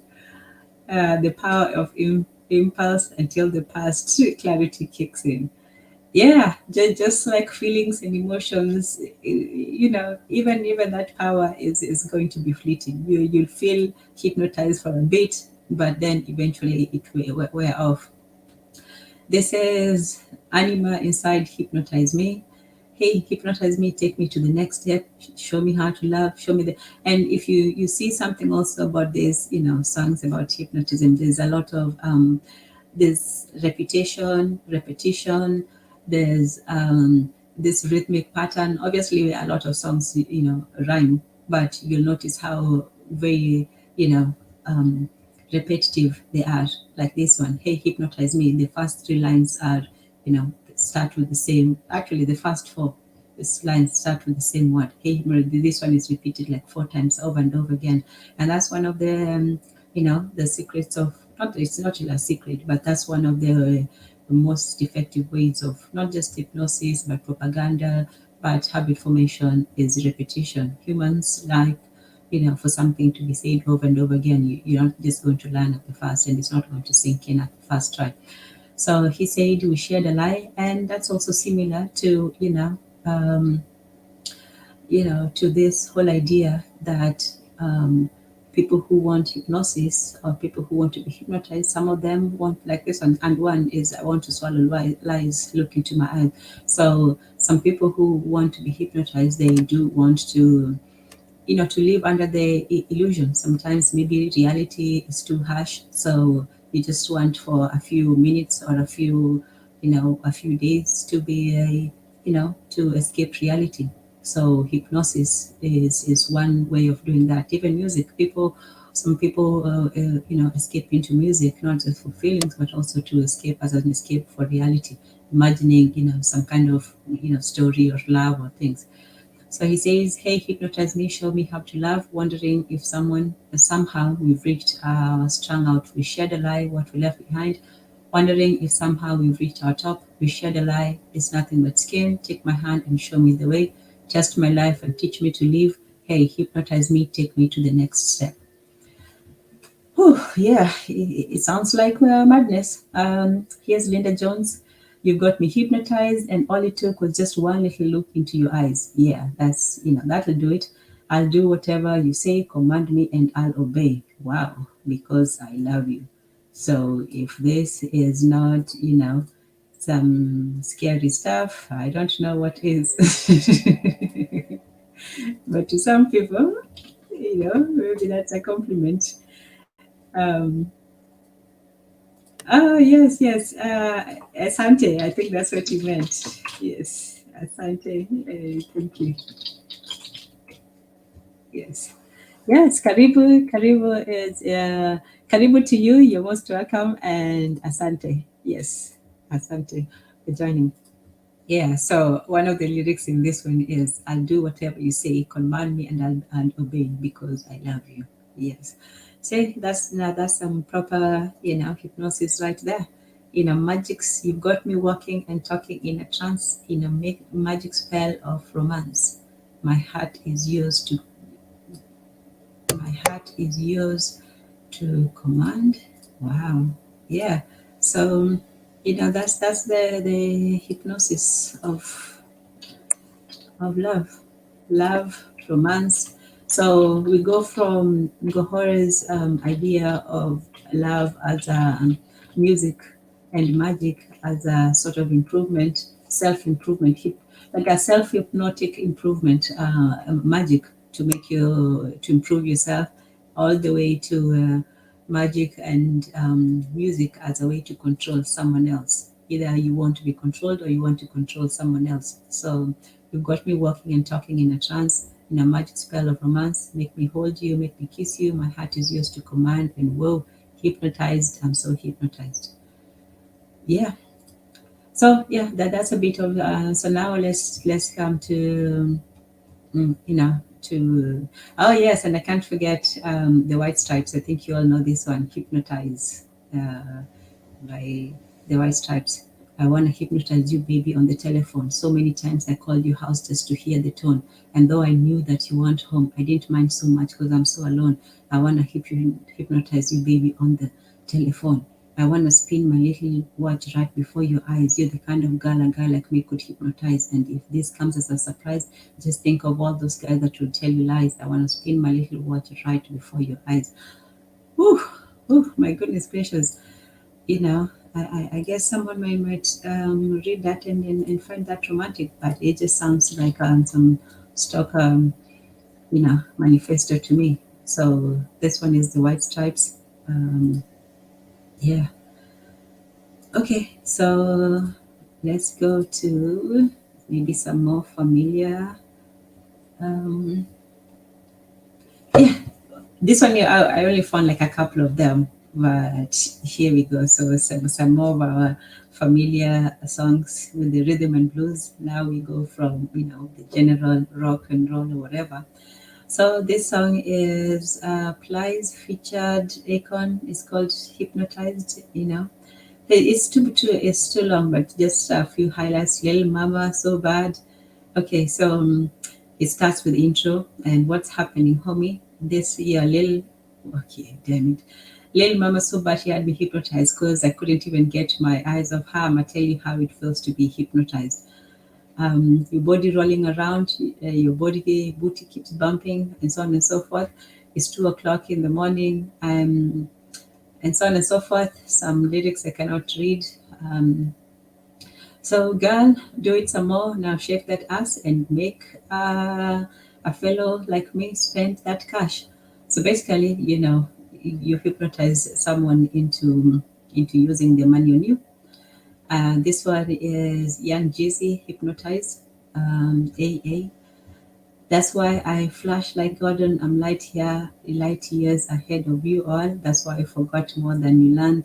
Hypnotize, you hypnotize. So this is him exercising his hypnotic power over. Yeah, okay, let's do it. And I did not say it, so I didn't say the word. I'm only quoting. So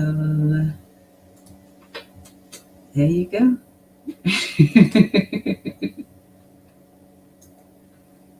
So this is from Young Jeezy.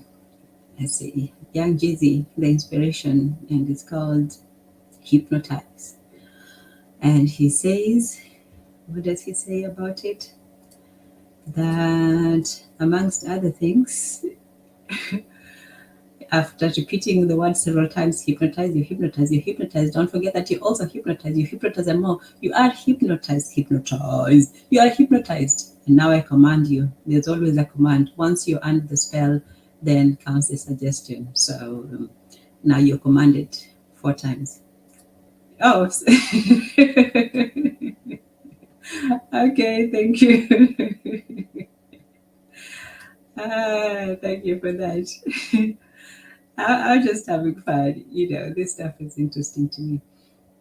Okay, and then the last one is T.I., and the song is Hypno featuring T.I. So yeah, he's got the hypno symbol right there with the spiral. You're getting sleepy. So yeah, he has immaculate vision, no cataracts in my pupils, don't understand my decisions, so I don't need your approval. So obviously he's the one who's going to be hypnotizing you, not the other way. I see the line between a maniac and a genius. Philip Arenas promoters, we take your ass to the cleaners. I said, you looking for me? I be sucking ducking, you looking for me? Prey on the weak, never I'ma find a way to stay on my feet. So, yeah, Yeah, that's what it means. It means to, to be always, on the lookout, to be the one who will, he says that he is the villain, just like you see in the movie, but he's still a hero. Stay low key like Casino. Okay, go. What does that mean? Well, basically, he says that he is discreet and, you know, he's the villain, just like you see in the movie. So he has power. So the hypnotist is a person who has power, and the person who's hypnotized is a person who gives their power. And those are, and then finally, let's see all these women. Okay, so those are the men who are hypnotized, and let's look at the women who are being hypnotized. These are the, you know, the Black American women, mostly. Selena Johnson, hypnotic lyrics. So you all know what that is, and so on. And here she pulls up a step on the spot, and all the heads turn. Pull up in the green Apple Beamer. Your boy. That must be another. I think she probably did a collaboration with someone on that, because it says fresh tennis suit working with Lena like brass knuckles. Okay, I don't understand what that means. Like a pimp with a twist. Oh, here you go. Like a pimp with a twist. He's not hypnotic with the craze. F with the models with the hips. What's the name? So yeah, he's like a pimp with a twist, the hypnotizer, and he has people just like big pink pinyalji on this hose, just like that's okay. No, okay. So the girl says, "Boy, you got that crazy magic formula, and I can't shake it, babe. Just wanna drink it, babe, and I stay hungry for your love. You keep wanting me beef when I eat it up. Tell me what? Okay, all right. So the boy has that crazy magic formula that she cannot shake. And also, oh, okay, thank you. Good. No, she's saying her dude is looking at her. Oh, okay. You see, I some of those I just have to make my best guess. So okay. So she says he has that crazy magic formula, and even that 50 Cent is, I've got the magic stick. Yeah, so you have your magic, you have your hypnosis, you have, people who want to do take control and lose control. And see, I knew it. I was about to say before I even got there. Yeah, so the hypnosis part of it is about reputation. It's about control. It's about addiction. Addiction is losing personal control, and that's why hypnosis. Some people who, let's say, have habits that they want to shake, especially bad habits, or they want to improve their good habits, they turn to hypnosis, because it's a way to beat your addiction, for you to help yourself in a way. So yeah, so it just like love is an addiction. Love is almost like an emotional drug. It's something that they curtail the critical thinking. The people who, when they fall in love, is like crazy in love, crazy in love. Yeah. So love is not always a rational thing. Not that it's not anything when people fall in love, or when people are obsessed with it, they are usually in this hypnotic trance. Says, can't seem to run, can't seem to hide, your love keeps finding me. Is that chemistry between us? Like, it could be a good thing, but you see, oh boy, you're all I focus on every moment. So in old days, when people saw people, these kinds of expressions of emotion, they actually thought that that was a sign of madness. So imagine in the old days. Nowadays, obviously, things have been normalized. But imagine in the old days, if somebody came to you and says, "Oh, I cannot run, I cannot hide," that that love keeps finding me. There's a chemistry, a connection. Oh boy, you all I focus on. That's why hypnosis is about focus. It's about attention. It's about putting your attention on one thing while, neglecting your attention on other things. So even though all your attention is on that, you're loving every moment, and then, your mind is blown.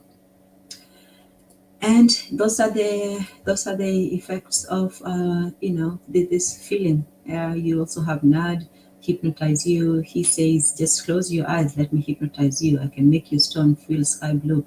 Girl, when you lost, I'll find you. It's always with these things of, running and being found. And it's yeah, if you lived in a different culture, all this stuff would sound like a mad person, like somebody who was, obsessed, someone who had literally lost their minds. And even some people, in a lot of love songs, they talk about losing your mind, but it's like Akili. So yeah, imagine, close your eyes, girl, let me hypnotize you. You can make, your stone, I'm not sure, your feel sky blue. When you're lost, I'll find you. If I'm not behind you, beside you, I'm behind you. Like, whoa, dude.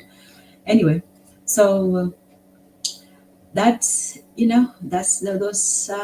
hypnotized expressions of love, and a lot of them, they are very scary.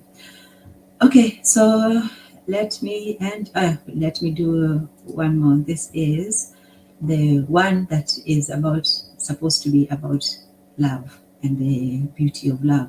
It's called The Agony and the Ecstasy. So this is Smokey Robinson, and the lyrics for that is, what is this all about, this crazy love? How did our two worlds entwine? How do I fit into your life? How did you get into mine? I belong to someone else we know. So already, it's complicated. Back when we first met, we thought for fun. One night together might be nice. But fun turned into love for both of us. So now we pay forbidden lovers price. Cause lovers are like ours is never ever free. You pay some agony for the ecstasy. Our love is never free. You pay some agony for the ecstasy. Nights when you're alone, you know that I'm laid with someone else beside me, but you love me still, and I love you. You know what I would, no matter where I would, no matter where I'd be. But love ours like ours is never ever free. You pay some agony for the ecstasy. So I would say, in a hypnotized trance, you pay for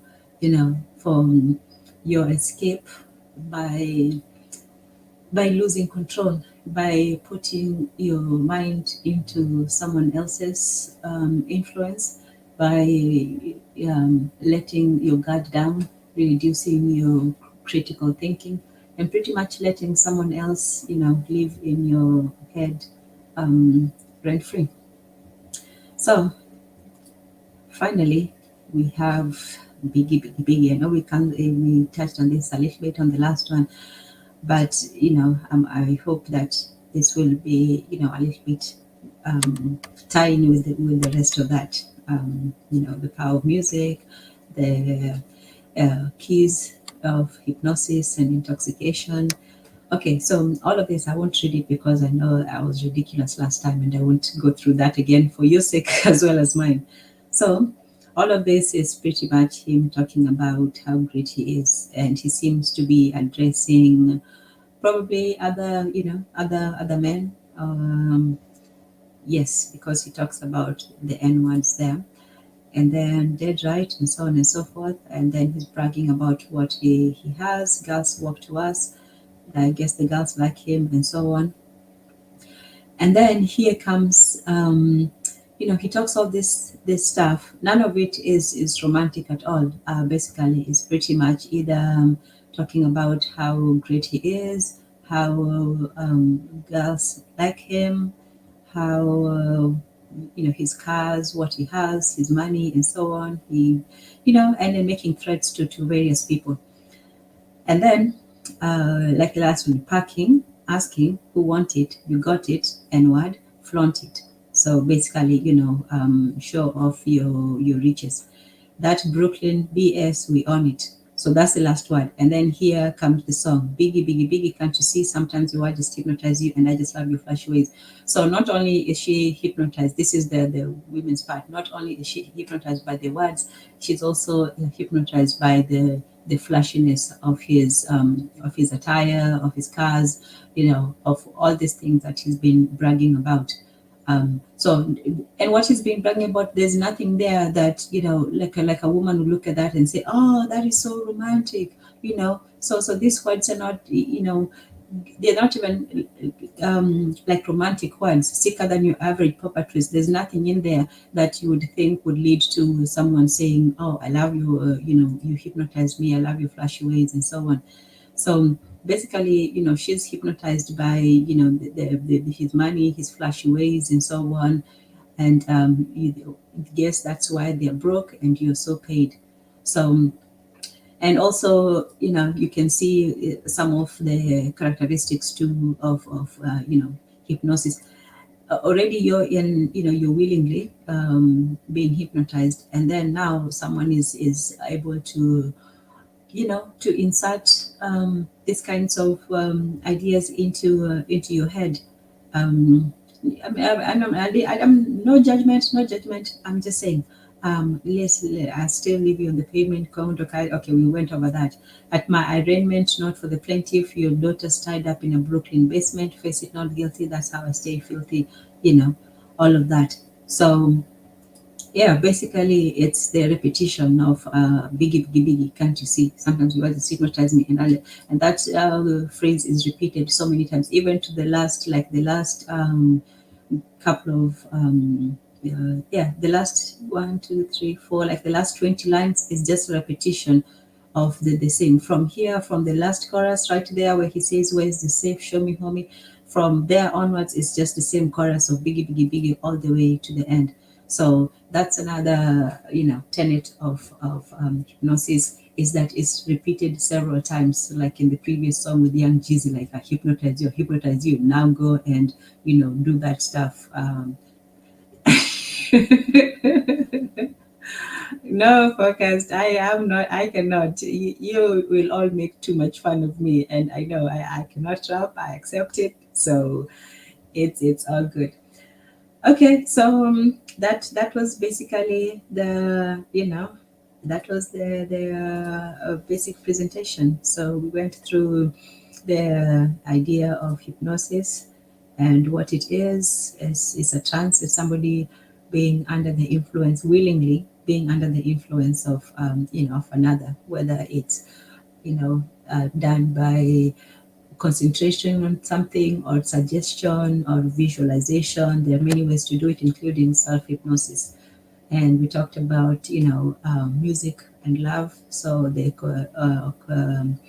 the marriage of music and love in the idea of music erotique, which was expounded by Jacques Gohori, a French Renaissance man, and he wanted to show the power of music, magic, and manipulation in the art of self-improvement. So music not just as leisure, but as a way that can have constructive results.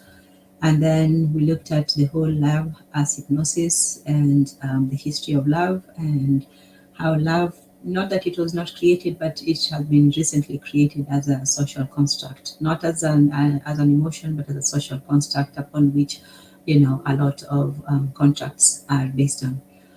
Music as hypnosis, and we looked through the original.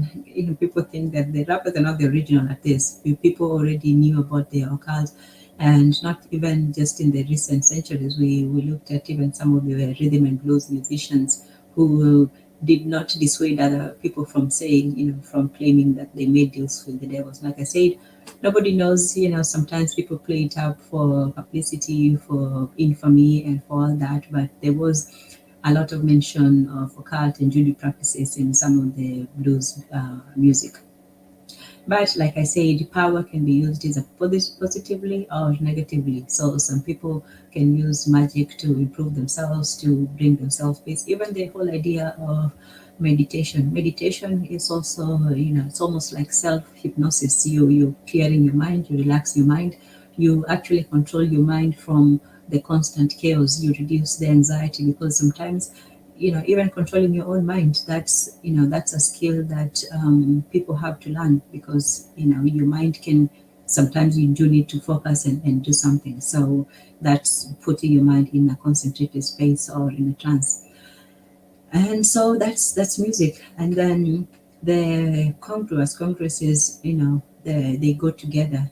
The alignment, putting together, juxtaposition, putting two together of erotic hypnosis. So eroticism, love or sex or lust or these sexual feelings, as well as hypnosis. And as you have seen, a lot of love songs are specifically, hypnotic in nature, not just in the content, but also in the delivery.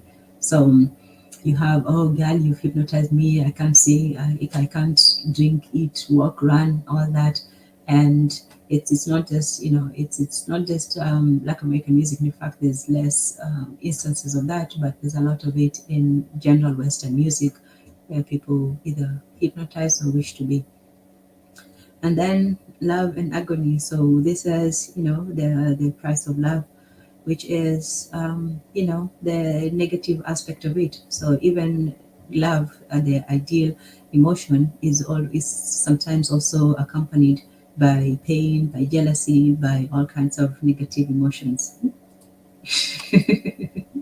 Yes, I'm supposed to be laughing. I'm not even going to try. And then finally, we ended with the Biggie, and we saw, that song about hypnosis.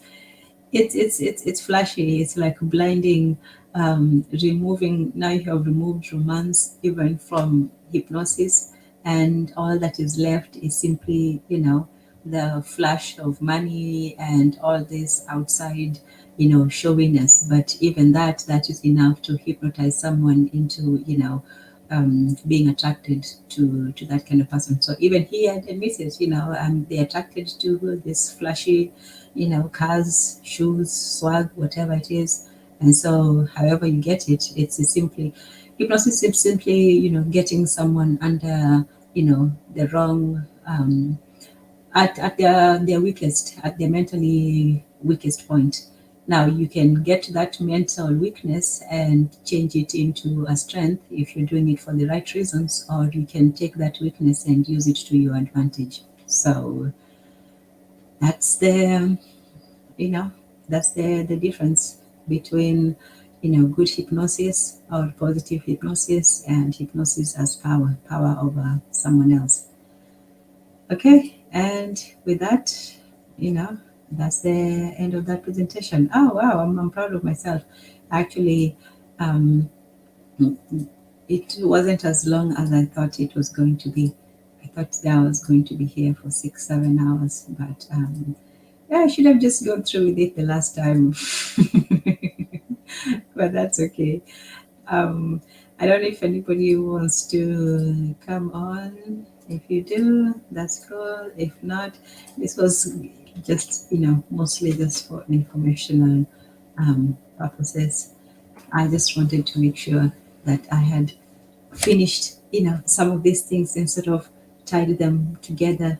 The relationship between music, magic, which hypnosis is, a kind of magic, really. It's like the magic man, the power man. So yeah, yeah, that's.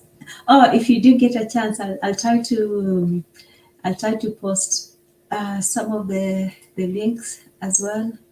So that's that's Jacques, the infamous Jacques the Holy, and that was in the French court, 1600. So this was only an introduction to the work. It's much longer. I just took the introduction, but you're more than welcome to look him up and read more about it. So he was very interested, very interesting fellow. He had many interests in medicine, alchemy, the occult, and in romance, and that was what really made people skeptical of him, especially the serious elite intellectual class, because to them romantic um, romance and writing about romance was supposed to be this lowbrow, intellectual activity. If you're a smart fellow, you're supposed to be writing about, exalted things, not talking about love and things like that. So the masculine domains were knowledge, science, and the intellect. That was supposed to be, the realm of the masculine. And then for the feminized sphere was fantasy, recreation, and sensuality. So the more music and romance would fall into fantasy, recreation, sensuality, things of the senses rather than reason. So at that time, reason was exalted above feelings. So the manly knowledge and science was supposed to be superior to fantasy, recreation, and sensuality, and that also led to some of that knowledge that was in. And as I said, medicine was also going away from the superstitious and natural remedies. They had superstitions about, oh, if you do this, this will happen to you, and so on. And most of the medicine was in form of herbs, which the local women had more a bigger part to play in medicine than before, but it was not considered scientific. So with the advent of the new science and logic and philosophy, philosophy was re-emerging in a way. But with the advent of this new logical thinking, they wanted to rely less and less on superstition, on the occult, and on the feminine aspects of fantasy creation and what they consider sensuality. So even magic was considered to be something of of like a lowly persuasion. The more they became logical, the less they relied on the natural. Welcome Ndugu podcast. Hey Tanzan. Welcome Ndugu, karibu. Habari Tanzan. Nzuri sana. Uh yeah, so I Tanzan, I missed some of what you were saying earlier, but I was in and out, you know what I'm saying? But I know you're talking to this was first of all, this was a great presentation on the Thank you. yeah, Asante cause sana. yeah, cause I like the parts. You were supposed to be rapping the Biggie parts, you know what I'm saying? But no, That's not going to happen.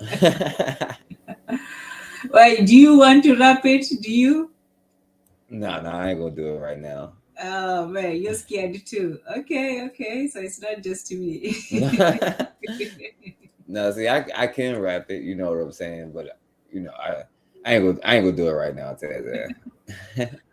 Thank you for the good day. Thank you all also for joining. I am pleased that I didn't know anyone was going to come, so I'm grateful for all of you that you did. So asante sana. Yeah, I got you. I got you, Tanzan. It's like, yo, Biggie, Biggie, Biggie, can't you see? Uh-huh. Sometimes your words just hypnotize me. But yo, Okay. we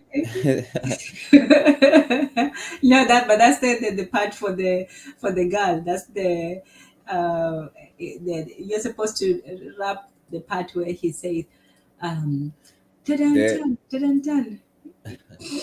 He's like dead right, Biggie there every night. Okay, hold on, let me put it there. There we Yeah, go. yeah, I got you. Uh, Slicker than your average. Papa twist cabbage off instinct. N words think ish don't stink. Pete Gators, my Detroit players, Tims and hooligans. They're right. Tims and hooligans in Brooklyn. If the head right, Biggie there every night. Papa been smooth since days of under rules. Never lose, never choose to. Bruce Cruz who do something to us. Talk go through us. Girls walk to us, wanna do us, screw us, who us? Yeah, Papa and Puff. I start right there.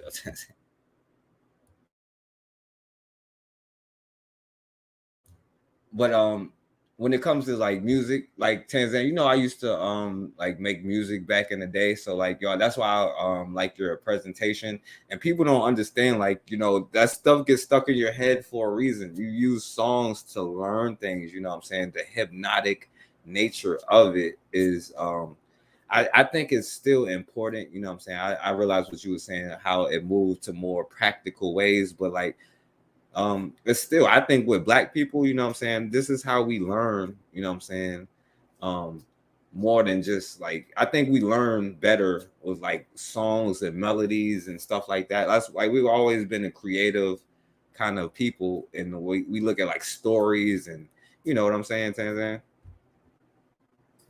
Absolutely. And that's why, you know, with rap music and a lot of that music, it's not just the rapping as well. Some of them had like really, long stories to narrate, like that whole regulators. I would sing it, but you all know it. Regulators. He narrates a whole story about how he left his house. He It was was a going to meet. cold night. Me and Warren was trying to consume some skirts for the. Warren G had the best part of that. I mean, not Warren G. What you call it? Nate Dogg. Nate Dogg, yes. Yeah. Yeah, so it's a whole story and description and all this stuff. It's yeah, it's very elaborate. So it's not just music has power to not just express emotion, but also tell stories, give points of views, and just create an atmosphere. Even when they talk about you're walking down the streets of Long Beach or whatever, you have some idea of what the ambience or the atmosphere or that he's talking about. So music is a very powerful thing, and some people did see the power that it can have to influence people. So when people hear music, it's not just this harmless entertainment. Because we had earlier with Gohori, and he was talking with this Parisian, and at that time, music and romance were treated by the contemporaries, by his contemporaries, as trivial occupations for leisure hours and so on. But he was one of the first to see it as a potential. Well, he saw it as a potential for beneficial self transformation, but other people saw the power to influence, to propagandize, to mentally shape people's minds. And like I said, with the music, that is more powerful even than books, because with books you still have your critical mind. You still, even though you're focused on it, you still have this you can still think about it. Music makes you feel before you think, and then once you're hypnotized in the music, you're not going to be really thinking about what you're singing. The beat is so good that you're already taken in by the beats. If it's a video, if it's a video, you're taken in by the flashiness, by the beautiful women, by the expensive cars and so on. So your mind has already, that critical function has already been bypassed, and all you have is the images and the illusions and the feelings. So yeah, so So thank you. Yeah, go ahead. no, because I wanted to ask you a question, right? So when it comes to like it's because I have to, because like I'm a fan of rap. I know rap. There is different genres of rap, and there's still rap artists today. I like J. Cole and I like Kendrick Lamar. You know what I'm saying? Up to date. But like when you saying that it's hypnotic, right? And then a lot of rappers, they be like, "Yo, I got bricks for sale, and you know what I'm saying, I kill, and I, you know what I'm saying, do bees dirty." Do you think that's like a negative form of like hypnotic? And do you think that it's on purpose? Oh yes, it's all very purposeful. Even the sorts of music that is popularized. You see how, because why is it that of all the emotions that people have, human beings go through a range of emotions, but just like they say with sex sells, the feelings also sell. People do not want to listen to music that makes them think. Very few. I mean, there are some thoughtful music, obviously, but the easiest way to grab people's attention is through to tug at their heartstrings. So either make them melt or make them harden. So with a lot of music, it's either somebody boasting or praising themselves and so on. So that will make people, think about it, and envy. So envy is one of them. I think that's one of the reasons why a lot of this, they show off. I have this, I'm better than you. I have 500 cars and you only have three. It's things like that. It's not so much to inspire people, but it's to create this negative emotion of either envy, anger, jealousy, and so on. So that's the first thing. And then for the second thing is to create emotion, especially in the hearts of, when it comes to love, because that's a powerful emotion. Everybody can relate to it. And once someone has you by your heartstrings, basically they have you. So that's why a lot of songs you find are about love. They're about, whether it's good or betrayal or all this, but it has to do with manipulating people's emotions, and the easiest way to do that is usually by love or envy. That's also a good incentive. Yeah, that's true. And Tanzan, I'm impressed by your rap knowledge, you know what I'm saying, and the songs you've been pulling out over the, because I would be checking out all your episodes, and I noticed you always be pulling out some rap lyrics, you know what I'm saying, so I got to shout you out on that. um, Thank you, Asante Sana.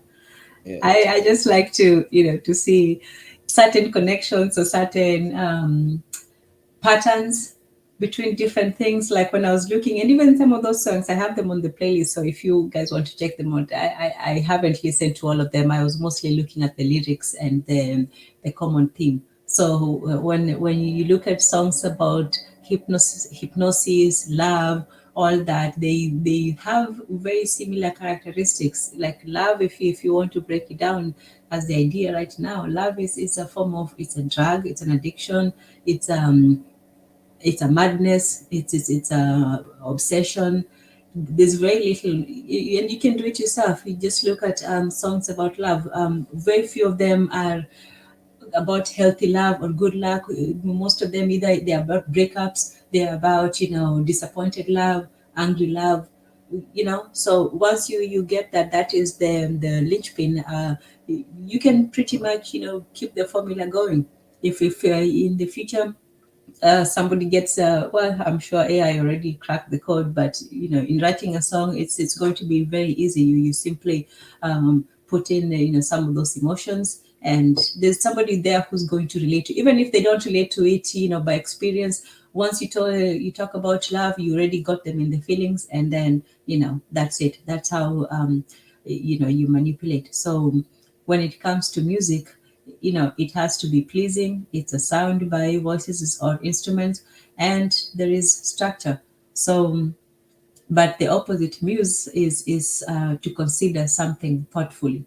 So music is when it's being on the input, on the side of the musician has to focus and actually has to make sense of the melody, the beats, the structure of the song. So in a way, the musician takes that chaos in his head and makes something orderly and structured. So that's the first thing. So it takes thought, it takes organization to even create a 3-minute track.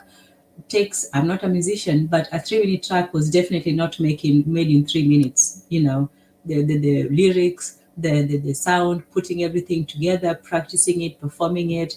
Yeah. So the length of music does not reflect the length of time it takes to make it. Hello, Jose. Good Yeah, to what's have up, you Jose? with us. Hey, but Tanzan, and that's another point though. I think music also, like when you was talking about making it, because like I said, like I think I used to be nice too, you know what I'm saying?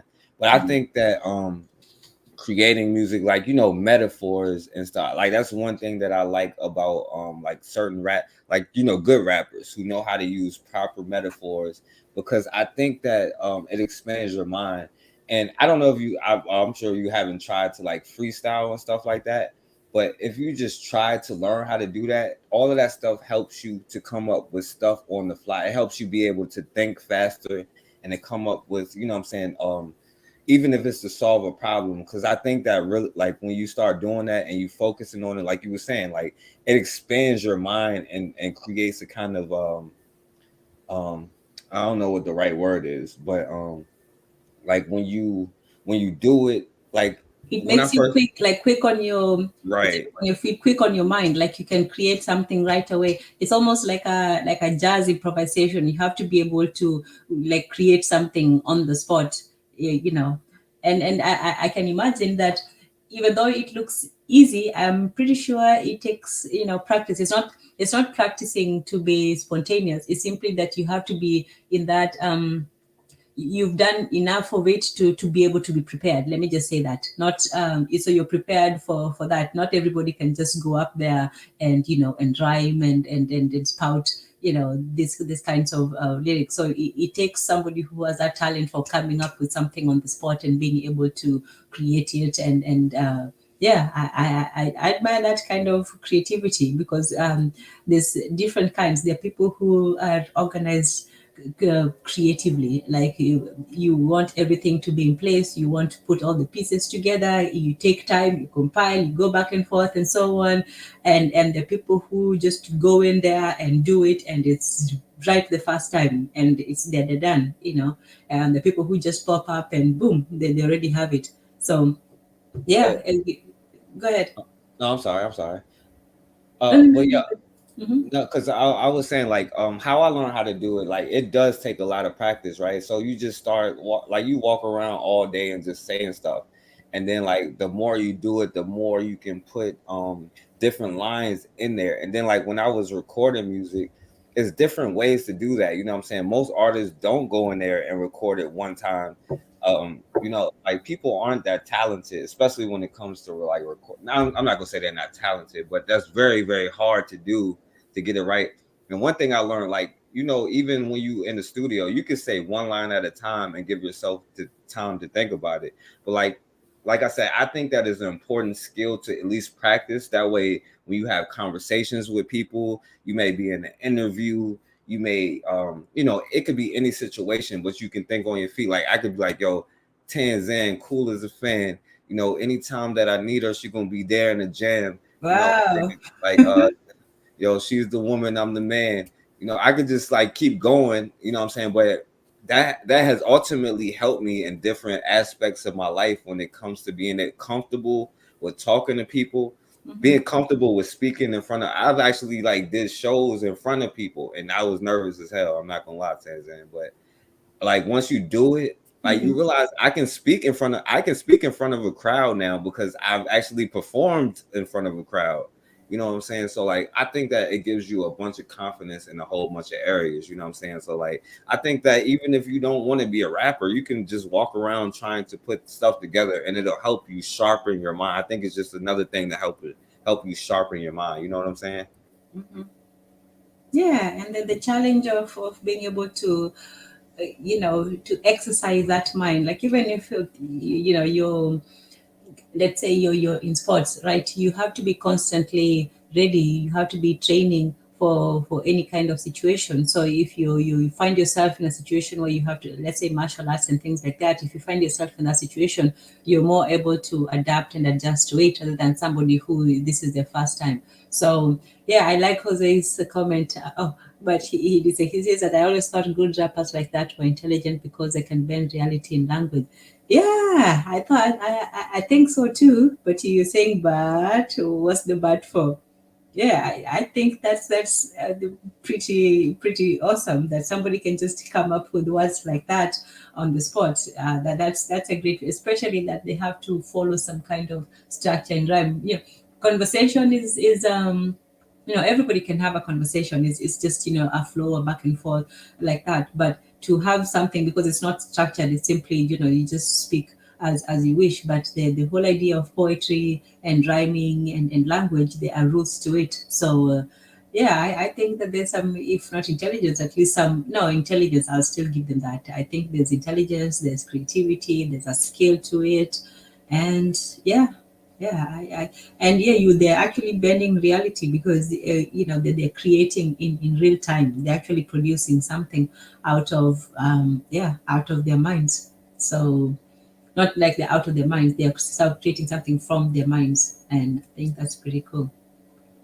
So Magic powers can protect you from evil, or you can use them to create evil. And manipulation it requires skill. That's the first thing. It requires skill in handling and using or controlling someone. So that is part of that hypnosis. But the other aspect of it also is to be able to get that consent from somebody else. Hypnosis is not forced. That's why even the music, the culture of pop music, even if people complain that, oh, it's terrible music, it's not weak, blah blah blah, why this, but at the same time people do listen to it. The people who buy the records, the people who go to the concerts, so there's still some acceptance and consent to the music, even when people know that they're being manipulated. And music is manipulation. Music is manipulation of of your senses, your sound, your mind, and your emotions. Yeah. Hey, um Tanzan, can I ask you a question? yeah, sure. Um, have a rapper named Sticky Fingers? No. You heard of a group called Onyx? No, no. Okay. What Okay, are because they about? I can look them up. You said Sticky Fingers. he has to me, in my opinion, is the greatest rap album of all time. Because the whole album is an actual story. It's called The Diary of Kurt Jones. You know what I'm saying? And so he goes through the life of a person, and it's Is like Cat or Kak? Kurt, like Kurt. Oh, okay. Okay. Yeah, The Diary of Kurt Jones. It's to me, it's the greatest rap album ever put together. You know what I'm saying? He's not my favorite rapper or anything. You know what I'm saying? But he is so creative with that. And when you're talking about him, he got a song on there. If I Can Talk to God, you know what I'm saying? And he has songs about uplifting black women, like black men need to stop doing this. You know what I'm saying? He also has a song on there, What If I Was White? You know what I'm saying? With Eminem on there. You know what I'm saying? Hmm. Because Okay. Eminem stole his style. You know what I'm saying? You know that Wait, he did what?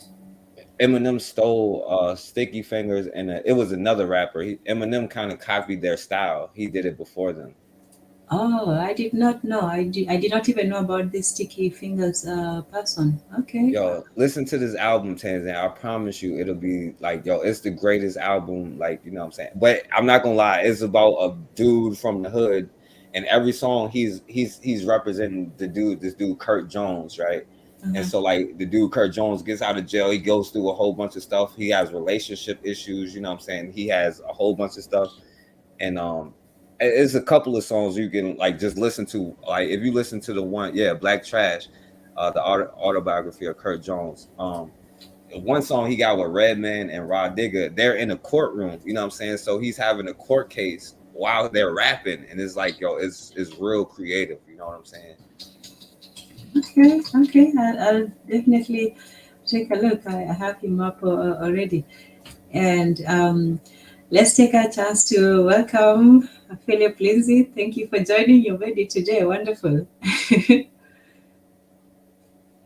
Thanks for having me, Tan.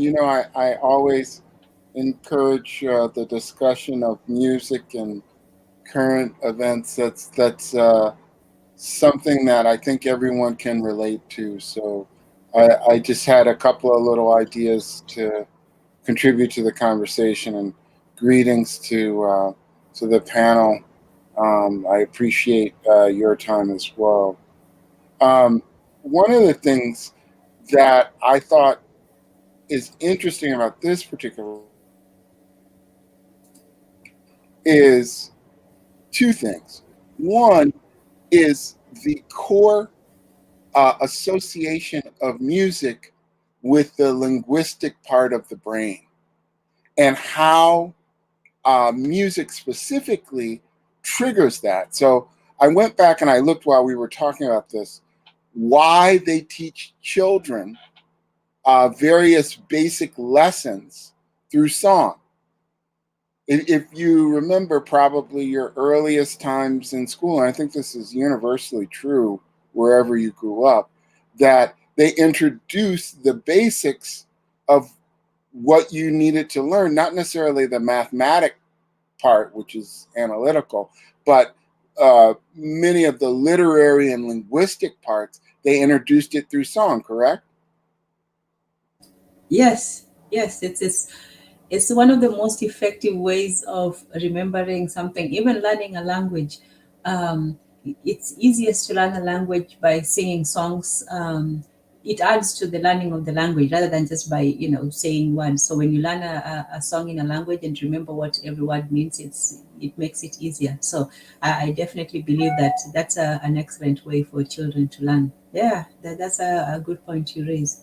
So this is where I was going with it, which is what music provides is an opportunity to trigger the most basic parts of your brain that are associated with linguistics with probably the most strongly felt part of the brain, which is the part related to love. So basically what you're doing is, in putting it in a musical form, you're accessing the part of the brain that's accessed from the very beginning of life for you as a conscious person. And then you're associating that with love. And I don't know if you've heard this before, Tam. Have you heard the comment that there are only two emotions and all of the other emotions are sub-emotions of those two? I have had something of the sort. One of them is fear, I think. I don't remember which is the other. Yeah, that's correct. It's in Gary Zukav's book, Seed of the Soul. And the two basic emotions are love and fear. And the other emotions are sub-emotions of those two. So here was the point I was trying to get at, which is basically when we hear music, because I heard the forecast talking about a lot of hip hop and so on. What hip hop is playing with is that interchange between love and fear.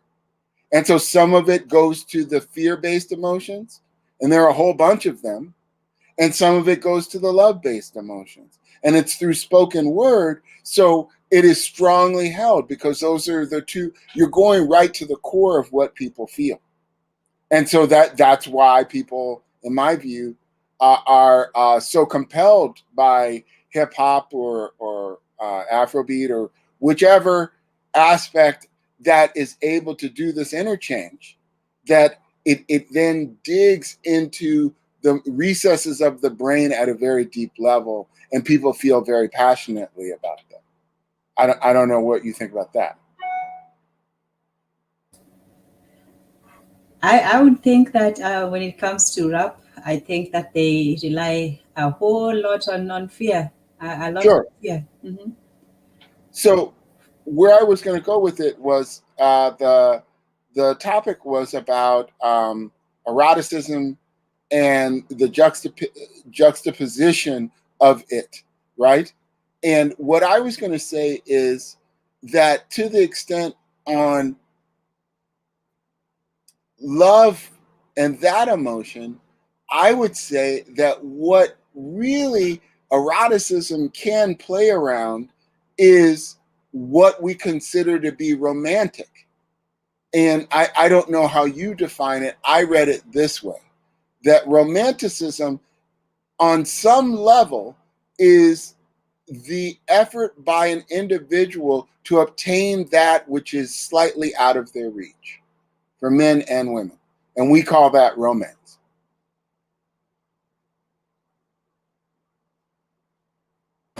I think that's an excellent, description. That's an excellent description of it. And when the Romanticists really came out with that philosophy, it was this feeling of, firstly, it was a rebellion against the general. It was a fight for individualism, saying that the individual is important and the feelings of the individual above that of the collective. We're not just random atoms. We actually have individual emotions and so on. So it was started with an idea of elevating feelings to a greater extent than they were used to before, because the other option is you go the logic route and then people become just cold and unfeeling. The problem is that we as humans, sometimes we go on, different sides of the pendulum. It's either one thing or another. So, people want the emotions also to be included, but then now, like you said, there's those two emotions, love and fear. And unfortunately, even in love, a lot of the times fear wins, because love is not it's useful, but fear is more powerful. So unfortunately, when people rely on on emotions, the more negative one, unfortunately, sometimes is the one that becomes the dominant one. Well, this is where I was going to go, and you actually segued into kind of the last point I wanted to make about this with relation to music, which is, have you ever heard this theory that of the three levels of the brain: the reptilian brain, the Homo erectus brain, and the Homo sapien brain through evolution? Do you know what? Have you ever heard this theory before? Yes, especially the reptilian brain, and Olagunde mentioned it earlier as well. Yes. So where I was going with that is that the reason why the music, depending on what the tone and theory of it is, in terms of its presentation, is because many of the fear-based emotions will go to that reptilian brain, which is closest to your spine and nervous system. So you're almost compelled to respond to it, and it is not necessarily an intellectual response. It's a guttural response, because it's the least evolved part of your brain. Whereas the different levels of love and romanticism, I would argue eroticism, are now appealing to the other parts of the brain that are above that reptilian part, which is the Homo erectus brain and the Homo sapien brain, which are the higher levels of thought, right? And so this you constantly, as a human being, are playing between these two things. And that is why you find the music compelling on one level or another, depending on what part of the brain it's appealing to. And this is why it's very powerful. Absolutely. And the reason why I'll add to the effect of the combination of those things is that, firstly, like you said, that the higher thinking. But what music does, and a lot of these other manipulative ploys do, is that they skip that logical aspect of it. So they go straight to the reptilian brain, which is it's fear based, it's danger obsessed, it's risk taking. Even when we're looking at some of those songs from hypnotics and hypnotize and so on, especially when it came to the rock music, a lot of them have this idea of, I'll find you, I'll always be there with you. Even that song about that stalker's anthem, every step I take. And funnily enough, it was the same song that was used as, for Biggie's send off. Yeah, remember that song? Yeah, and Yeah. it's a sample from the Police song, right? Yes. Right. Mhm. It's interesting, and I come at it from a slightly different angle, because as a young person, I was really more exposed to blues and jazz, and so the concept of music, at least with regards to romanticism, to me is more tied to that. But I think it is equally true with the hip hop. It's just a different permutation of the same interplay that we're discussing. So I was just thinking about those two things. I also put in the chat, I don't know, if you care about it, but Gas and I had talked about, there's this music instructor that puts up on YouTube analysis of various different singers.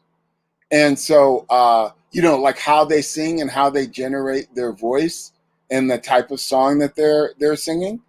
And so I put in there the music instructor analyzed Thames, and he also analyzed Anita Baker. And I thought, if you had any interest in it, that it's very, you can hear the distinction between the two styles and how they both play to these different parts of the brain, you know, in terms of, it's not so much eroticism, I would argue, but more romanticism, you know, which can be erotic, but it just depends on what type of eroticism you're talking about, right? So anyway, I put that there as well.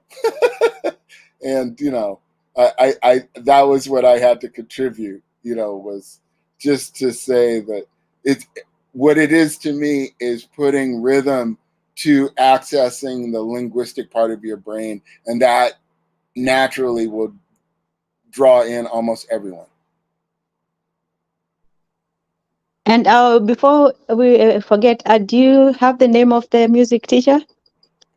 Oh, I put the links there. Oh, you did? Oh, okay. It's in the Thank chat. you. It's in the chat. Like the comment that you have there, I put it just above there.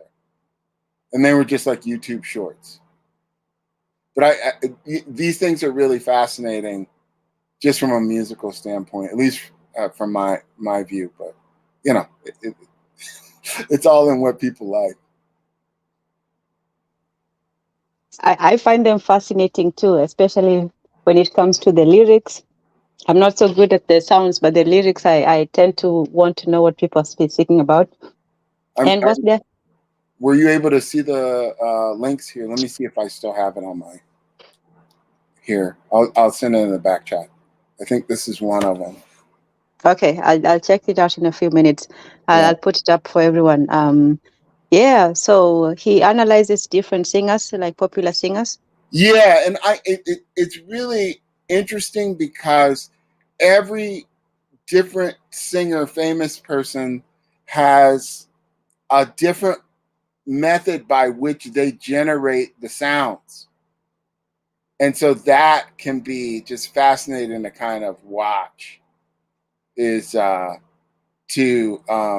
here, this other one I'd have to come off and give it to you. But I gave you the Anita Baker one. The Thames one I can't. Let me see if I can. Let me see.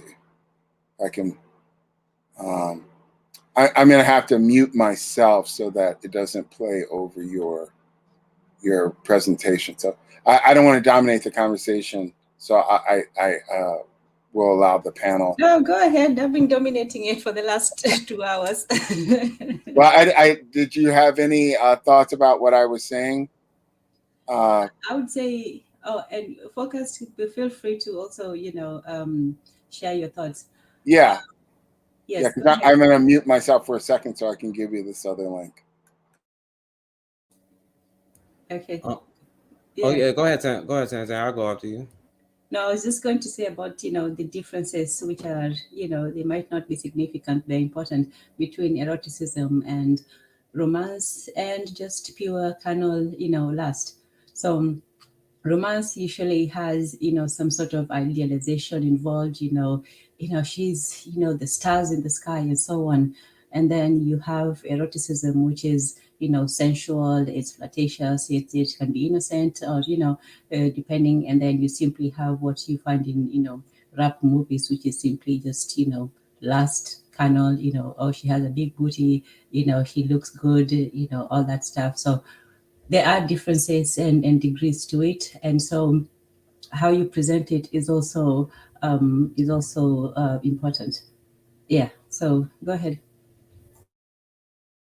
Yeah, I agree with you. Cause like, we all heard songs like doing a breakup and stuff like that. Those songs hit different, but it don't have to be necessarily that. But yeah, like Tanzan was just saying, there are songs that just like just talk about, sexualizing women or whatever. And sometimes like women sexualize their self, because we all know sex sells. But there are sometimes artists talk about, like, you know, the relationships that they're in, and we know that these things hit different, you know what I'm saying, when we hear them, especially when we in that right mood. So I mean, you know, so yeah, I agree with you know, what Tanzan was saying right there. Okay, I've posted the music teacher, the analysis, the one, and Anita Baker, that was stems. That one was for terms. Let me also post the one for, well, one is for terms, one is for Anita Baker. But do feel free to check it out, especially even if you're not you know, a music person like me. We're all listeners. There's nobody who can say, you know, they're unaffected by music in one way or another. So music has that power over over everyone, and it's just for it's for your musical it's for your general improvement, to learn about something that affects everyone so powerfully. And it's something that although yes, Gus Denmark does not like generalizations and universalizations, but music is one aspect that seems to be, you know, universal in all cultures. Is something that, even though it's practiced in different ways, and even the skills are different. Like I least recently learned that the Turkish musical scale is far different than the Western one. It is far more complex. I think they said it had like 63, you know, different divisions, as opposed to the, you know, the 8-octave one, the Western one. So yeah, imagine having a whole different musical language to your ears. It's like the way humans can only see a certain spectrum of light, but imagine if, you know, humans had different spectrums of sound. So if we listened to these kind of sounds, they were created differently than, you know, in the Western or in the African and so on. So I think that if you get a chance, go and you know, check out the analysis. It's a way of, you know, hearing music in a whole different way. You know, you can just hear music for entertainment, as we said earlier, but you can also listen to it for its complexity, its elegance, its beauty, and its technical, you know, its technical differences. So I think, yeah, yeah, I'll definitely take a look at it. I know there was one, he was also analyzing beats, like jazz musicians and their playing techniques and so on. And I learned a lot about music from just that. So yeah, definitely learn more about these things that control your life or influence them in a way, because people simply listen to music, but they don't really, you know, hear it. Firstly, what is this person singing? And secondly, what is their intention? Why is this person singing? What do they mean to achieve? What is their message? Some of it is just harmless drivel. Somebody just, oh, I want to go to the club and party and all this stuff. But even that is designed with an effective mind. It's designed to make you relax, you know, empty your mind and feel it, you know, for those few minutes with those kinds of emotions. So at the end of the day, you have to be more cautious about music, because it's not it's less logical and more emotional. So in terms of emotion, it's going to be either love or fear. And you know, love is hypnotic, and fear is terrifying. And if you can mix the two, there are songs about love and fear. Actually, the songs like that one was stuff about, you know, every step you take. You know, he's obsessed with her in a stalkerish fashion, but if she hears that song, you know, that's fear. It's love, you know, perceived love on his part. He's talking about every step you take, and watching you, and to him it's some sort of a compliment. But someone from the other side hearing it is like, whoa, I'm going to be watched every step that I take. You know, you're under, you know, constant observation. That would instill fear in in anybody. So it's interesting just how in one song you can have both emotions from two different perspectives. So yeah, yeah.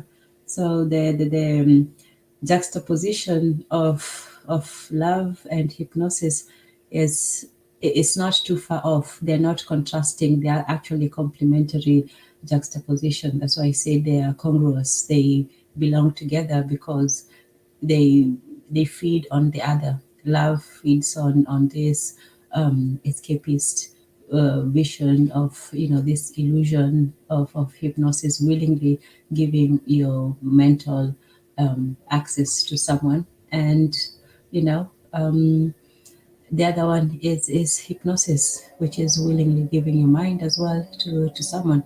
So those two things are complementary when juxtaposed with each other, and very dangerous when applied to a whole population. So if this is a kind, and it also teaches people the nature of these two things. If you grew up listening to the idea of love as an obsessive, crazy making,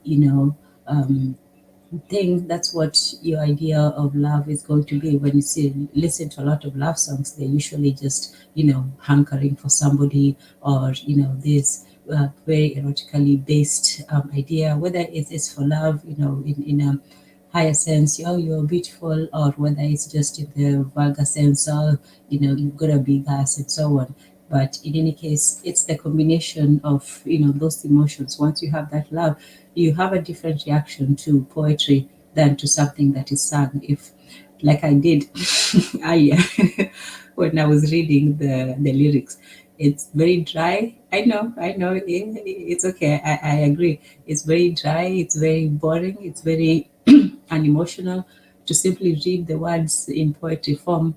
It's not the same experience because you have to listen to every word that I say. So, or yeah, so if I read this dead right, head right, nobody wants to listen to that. Cubans with the Jesus peace, with my peace peeps, thank you.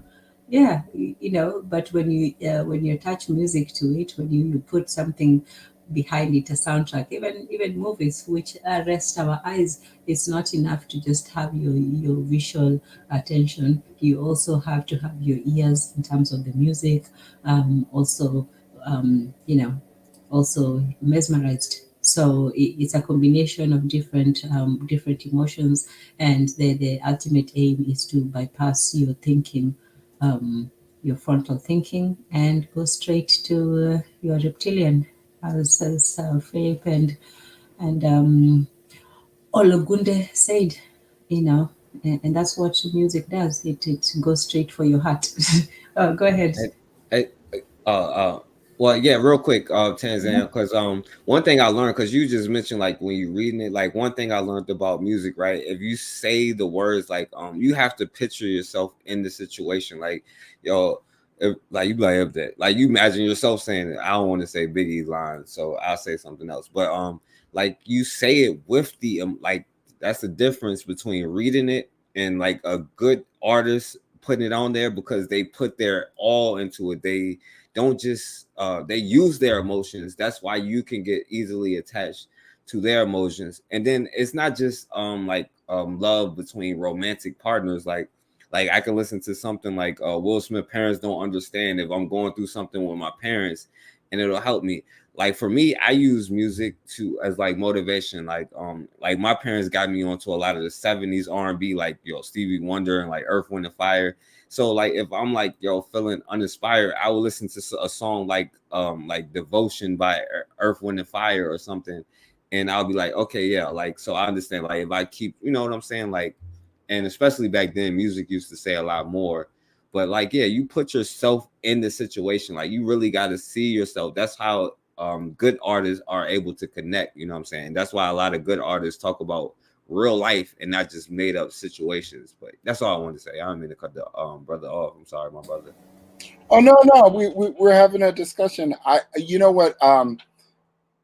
You guys brought up something in the Biggie conversation, and Tan talked about they sampled the Police, and then I thought back about it, and the Police actually did something along this line that was, arguably kind of sneaky but clever, which was that a lot of the music that the Police actually played was ska, which was very popular in London at the time, in the 80s, right? But if you actually read the lyrics to a lot of the Police songs, it is exactly what Tan said, where it was actually kind of creepy, stalkerish, very dark vision of reality. Very, very few, and I just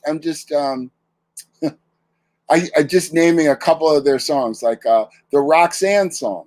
That song is definitely a ska influenced song, but it's about prostitution and a guy who's in love with a prostitute, and it was a rather dark. I'm in love with the stripper.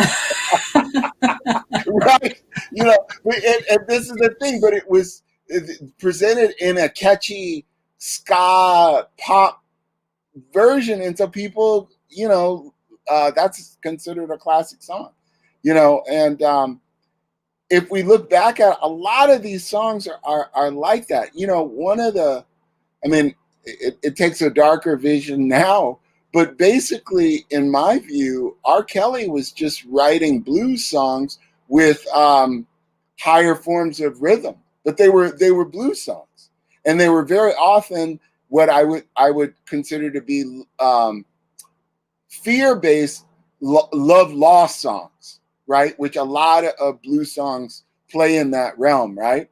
And so, now, of course, when we think of the subject matter that he was likely creating these songs too, it's much more disturbing now that we understand, who he was as an individual.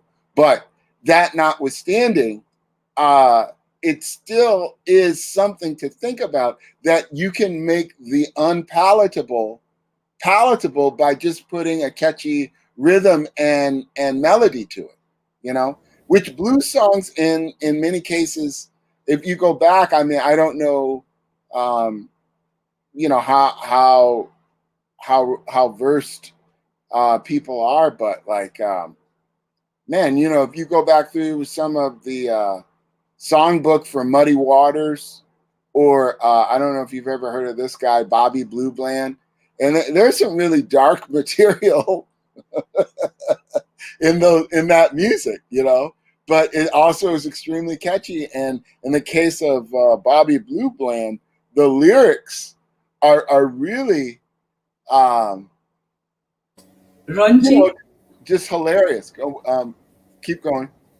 Are they raunchy or are they violent? What I just thought of one of my dad's favorite songs that he used to quote or whatever is a song by Bobby Blue Bland called "Nobody Loves Me But My Mama, and She May Be Jiving Too."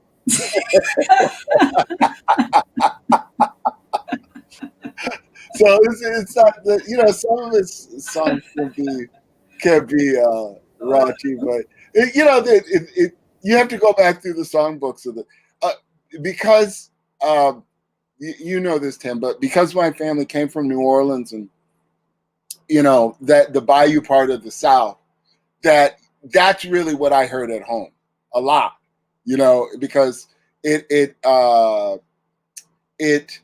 wrapped our cultural experience and our food all into one thing, right? So like, if we had a crab boil or whatever it was going to be, then here come the blues albums, here comes the whiskey, and here comes the big pot to cook the crabs. It was all one experience, Wait, were they actually singing about crabs and cooking and whatnot? Yeah, well, it was a bad day for the crabs, but it was a good day for us. It was a blues day for the crabs, but it was a good day for us. But that notwithstanding, I just throw that out there, that you can sell what I would argue is a dark vision of eroticism or romanticism with a catchy beat. That was the larger thought. If it's catchy enough, you may be willing to eat something that you normally wouldn't eat because you're not paying attention to the lyrics. And that's how they get you with the beats, not even the words. The words, those come later. You might have the best poetry, because to me lyrics are like, it's poetry. It's somebody, putting words together that have a certain structure, even if they don't rhyme necessarily, but there's a certain structure to it. It's not just like writing, whole paragraphs and so on. So all these people are firstly, lyricists. They are, the modern day poets. But the true magicians, those are the music, the music makers. No, not just the word people, but the sound people. Those are, they take the words and then they make it, you know easier for you to, because the words are what goes into the mind. That's the critical thinking part. Like, wait, what did you say? You'll be watching me, but before you can think of what that, that really means, you're like, oh, that's such a catchy tune. That's such a catchy tune. Yeah, don't worry, don't worry. Every breath I take, even when yeah, don't worry about it. Just dance to this, nice sounding groove, and you can, pass anything through people if it sounds good enough. So it's a genius way. It's even the word genius, it comes from the word genie and magic and so on. But it's perfect for for getting the message to people without, beating them over the heads with it. Learning is like forcing knowledge down people's throats, but music, it's like tempting them to take, certain either medicine or a poison. you know it doesn't go down as hard. You take some poetry with some music, and suddenly it's better sounding. Whether otherwise most people would balk at the idea of even listening to, to a poetry session, but put some music on it, and yeah, and people will be more receptive. So that receptivity is the hypnotic part of music, that you put your critical thinking aside, and you just almost like open your heart and mind to whatever suggestions, because it sounds so good. So yeah. So thank you. Let me take a few minutes. Okay, so we talked about love and fear as the main emotions, and karibu sana Yonabi. Welcome, welcome. Yeah, you're late, but I'm always late, so you're well forgiven. And this was a random surprise one, so I'm just grateful everyone is here. It wasn't planned for the time, and it was a different day, so everyone, just thank you. Juju again says peace to Yona. Yes, peace. We have to. It's nice to greet each other. Jose is like, nowadays every woman sexualizes themselves in pop music. Yes, unfortunately, there's not a lot of subtleness in it nowadays. It's all just gone down. I said there was, how the ideal love, the pure love, and then there was simply the erotic, the sensual love, and then there's the base last. So you have your ideal love, your ideal as love. You have your regular sensuality. No, it's not regular actually. Sensuality is a gift that women have. And then you just have your straight up, hey, it is there. And it's all just out there. So yeah, unfortunately, we've almost like crunched everything down to its basis, whereas before there were there was a subtleness, there was difference. You could be sensual as well as erotic, as well as romantic, as well as all of these things, and now it's either you have to be one or the other. And yes, as Gaspar Map says, it's the Madonna whole complex. So yeah, 2000. Yeah. Apparently, Sting sued Puffy and won. That song should be just cast. It's a casted song. It started with a stalker and ended up with Biggie dead, and afterwards a whole ugly legal case. So yeah, that's the police. So, oh yes, welcome again, Yanobi. Welcome, Bobby Wright. Thank you for joining. Everyone is saying hello to Bobby, right? Oh, you're a celebrity over here. Okay. Yes, but that's the best way of even, and it's not even in entertainment only. When it comes to music and that um, skipping of the critical function of the human brain, this also goes as well in the terms of propaganda, political propaganda. The, I don't know if you know the old Soviet um, campaigns to actions, boop, boop, boop, and then they used to have this military music playing and large posters out in the streets and so on.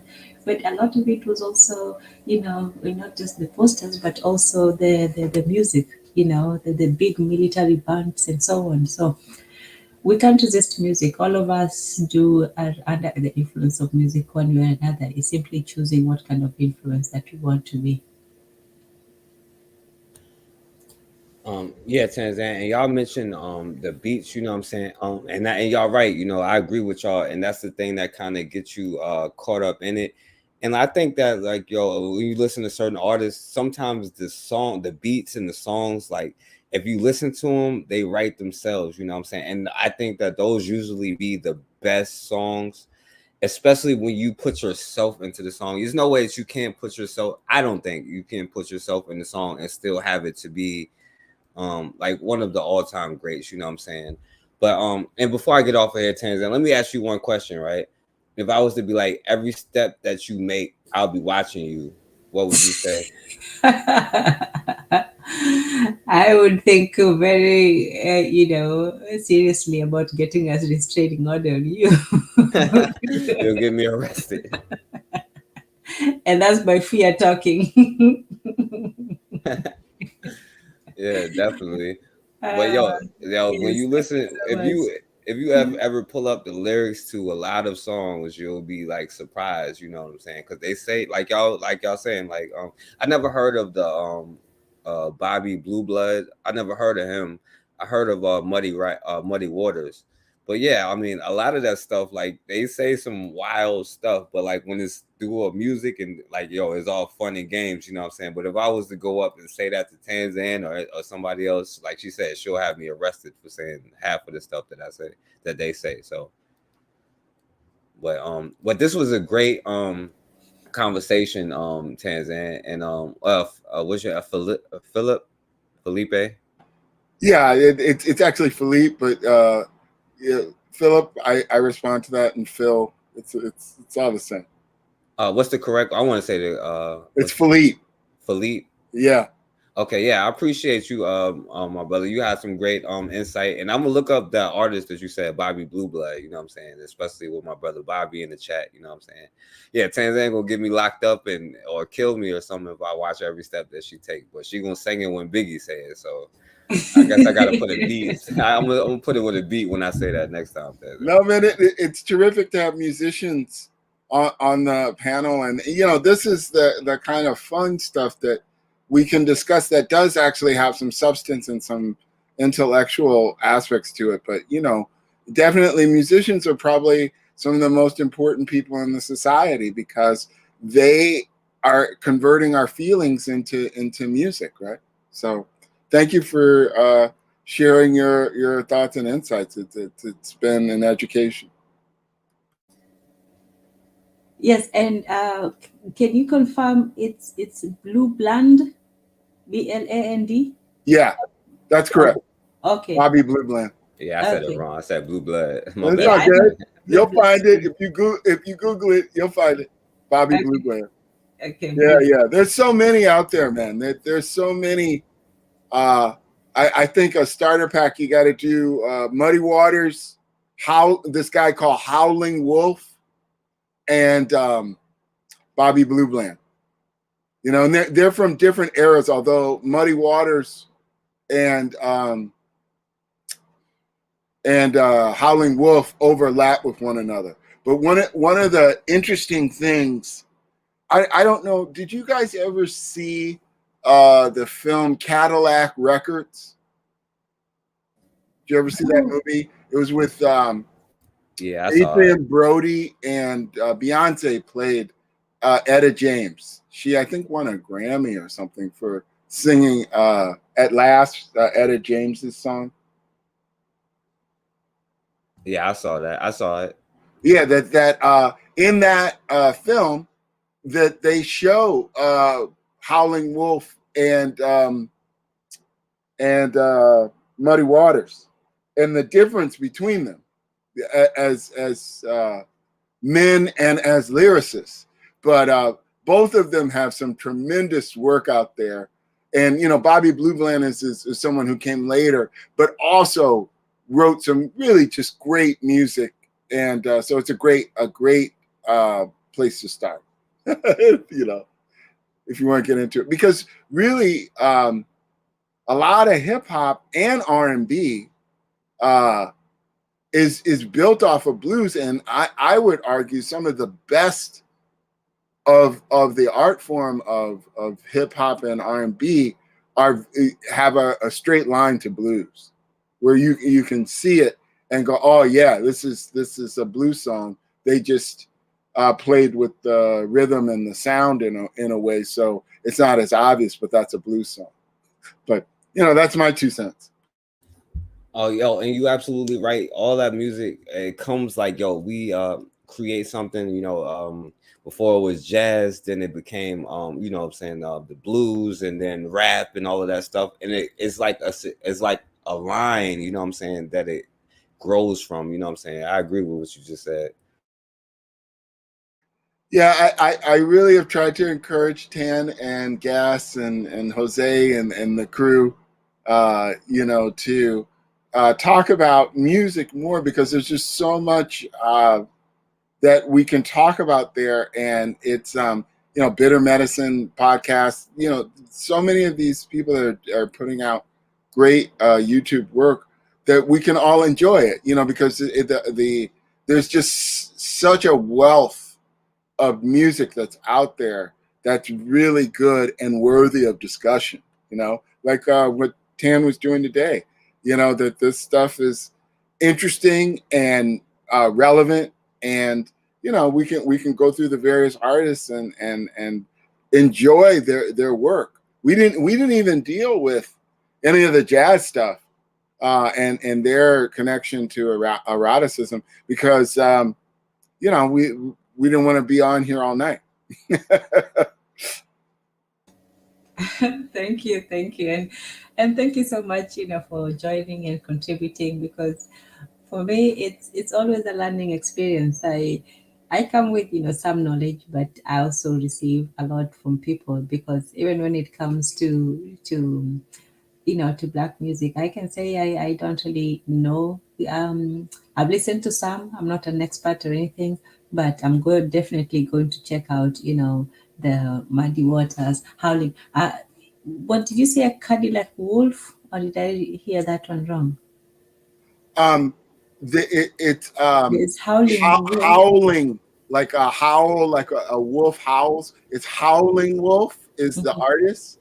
Okay. And the movie, the Hollywood did a loose rework of their story called Cadillac Records. Oh, okay. It was a renaming. The actual record label that they were on was called Chess, like the game Chess Records. But they had to rename it to make it into a Hollywood film. Okay. Yeah. So I appreciate, you know, all of you coming and, you know, sharing your knowledge, your experiences, the information, and so on. Because there's information that, unless you're looking for it, you're not going to find it. And this kind of, you know, information we can only learn from each other. I didn't know about, you know, Chess Records and Cadillac. So whoever listens to this later on, make sure you search up Cadillac Records and Chess Records, Muddy Waters, Howling Wolf, Bobby Blue Bland. Did I miss anyone? Oh yes, and Jose also, when we were talking about, you know, stalker songs, he said LL Cool J, I Want a Runaway Girl. I I had that song, I don't wake up, but like those, you remember the choruses more than the lyrics. Like you remember, just a few of it, and if it sounds good, you're not going to think too much about it. Oh, and definitely listen to, to some of this jazz musicians. I'm not an expert, but listen to the music, but more importantly, listen to, I like to know what people are singing about. It's not just, it may sound good, that's the first criteria. Obviously, I'm not just going to go straight for the lyrics, but if I like a song, I like to know what they're singing about. I like to know, what the song is about. And like we realize later, a lot of these songs are full of, not even, and people want to say, oh, subliminal messages. You don't really have to be subliminal in this day and age. You can just put out whatever depravity out there for everybody to see, and there's nothing shameful about that. Even the emotion of love has really been reduced to, to just the biological, animalistic lust. So even when, at least in the past, that people would sing about love, now they just sing about body parts, or, having casual relations and so on. So even that has also been devalued in meaning. So the erotic has gone from the idealized troubadour image of love, where they would sing love songs to princesses in a castle of, people, of these lovely ladies that would, they had no chance of meeting, and they did not want to meet them. It was just the expression of something unattainable, and the beauty was in its unattainability. So it goes all the way to the romance, where people actually want to make the emotion a reality. They said, well, that whole the troubadour idea, love is for the clouds. We want it here on earth. We want regular, flesh and blood women, and you also get the rebellion in marriage, where marriage becomes less about community and transactions, and it becomes, two individual people making a decision that the community, has to accept, versus in the old days when the community imposed their duty upon people. So eventually, in the 60s, it becomes this free love, anything goes, no rules, let's throw out tradition and embrace, experimentation, modernity, freedom, and all that. And now we're back, we're at the stage where the only thing that matters is love and feelings. So whatever somebody feels is the rule of the day.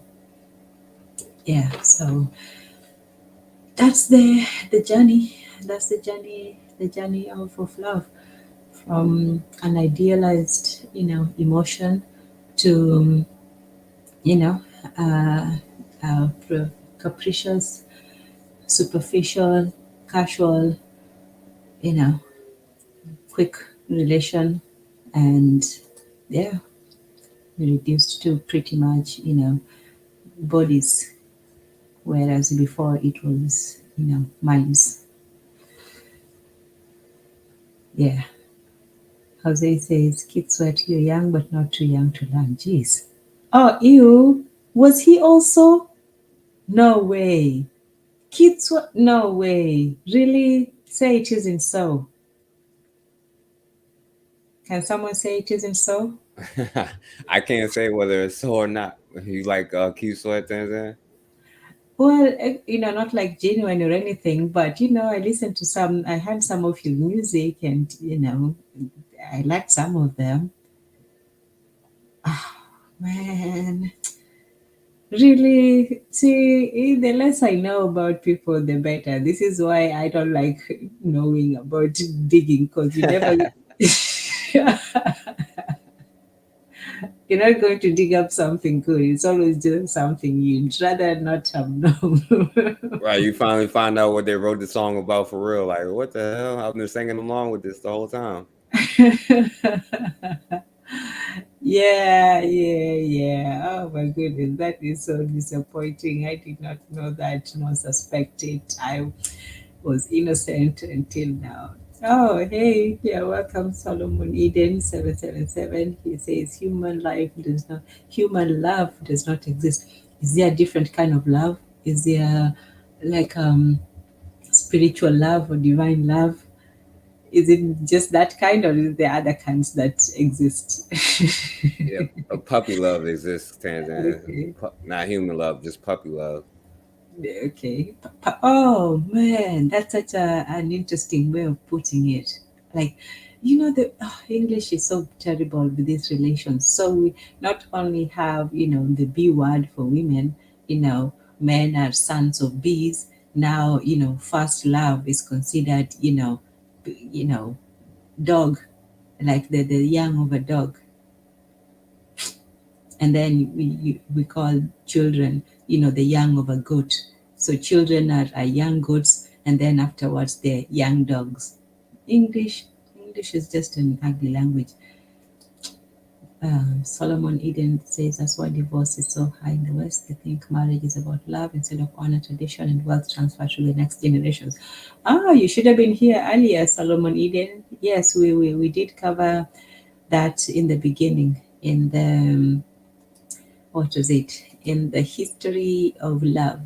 Yes, we covered that. And speaking of divorce, yes, that was one of them. It says astonishingly, hold on, astonishingly, 71% of couples will split up here, and 42%, whatever year this is, 42% in the US, is not that far back, 53% in Hungary, 67% in Portugal. So, what's at least a little bit hopeful is that it's not the highest in America. America is still actually very, religious or conservative as compared to the other so-called, first world countries. So in America, the divorce rate is, at this time was still 2015. Yeah, so it might have gone up or down, but at that time it was 42% in the US, and Portugal comes in at a high 68%. Whoa, what is going on in Portugal? But yeah, so Solomon Eden, we covered. So this was basically the the layout of the presentation. Hypnosis, what it is, what are the conditions and criteria for it, what it looks like, what are the claims for and against it. And yeah, I'm shocked too. I am way shocked, because being a Catholic country, you would think that they would have more, laws against divorce and so on, and would be more traditional than America. I'm shocked too. I'll have to look into that. Maybe it was just this one article, but yeah, that's surprising to me as well. So yeah, look up all the claims. Even everything that that they present, it's simply someone's idea. The sentiments spouted by these people are not either sanctioned or unsanctioned by me. So yes, and then music and love, and we talked about Gohori and music, music erotic, or the power of the erotic in music, magic, and romance. So this is where we start with the idea of romance, the elevation of music, as well as the erotic. So music is not simply entertainment, and the erotic is not simply satisfying needs. It's actually something that is important and part of our serious human life. And then love as hypnosis. So when Solomon Eden, you talk about love doesn't exist, I would say that there is certain emotion, but as it exists in the West or in modern times, it's more of a social construct.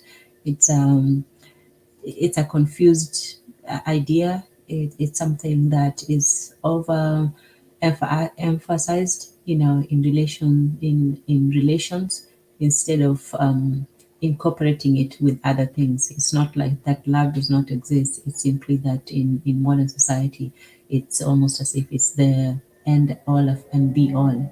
Everything else is subservient to love. And then we talked about music as hypnosis, so love as hypnosis and music as hypnosis. So, pop music, how a lot of, especially in the repetitive, one of the traits of hypnosis is the repetitive motion, the focus on one thing, the overriding of the critical thinking, and the emotional aspect of it. So love has those characteristics, and music, if you can manipulate it properly, has that as well. Although with music, it can go either way. You can use music to inspire and uplift, or you can use it for the opposite. So seeing that both have this hypnosis as a theme, it's it's only natural for the juxtaposition of the erotic and the hypnosis to be congruous rather than an incongruous juxtaposition.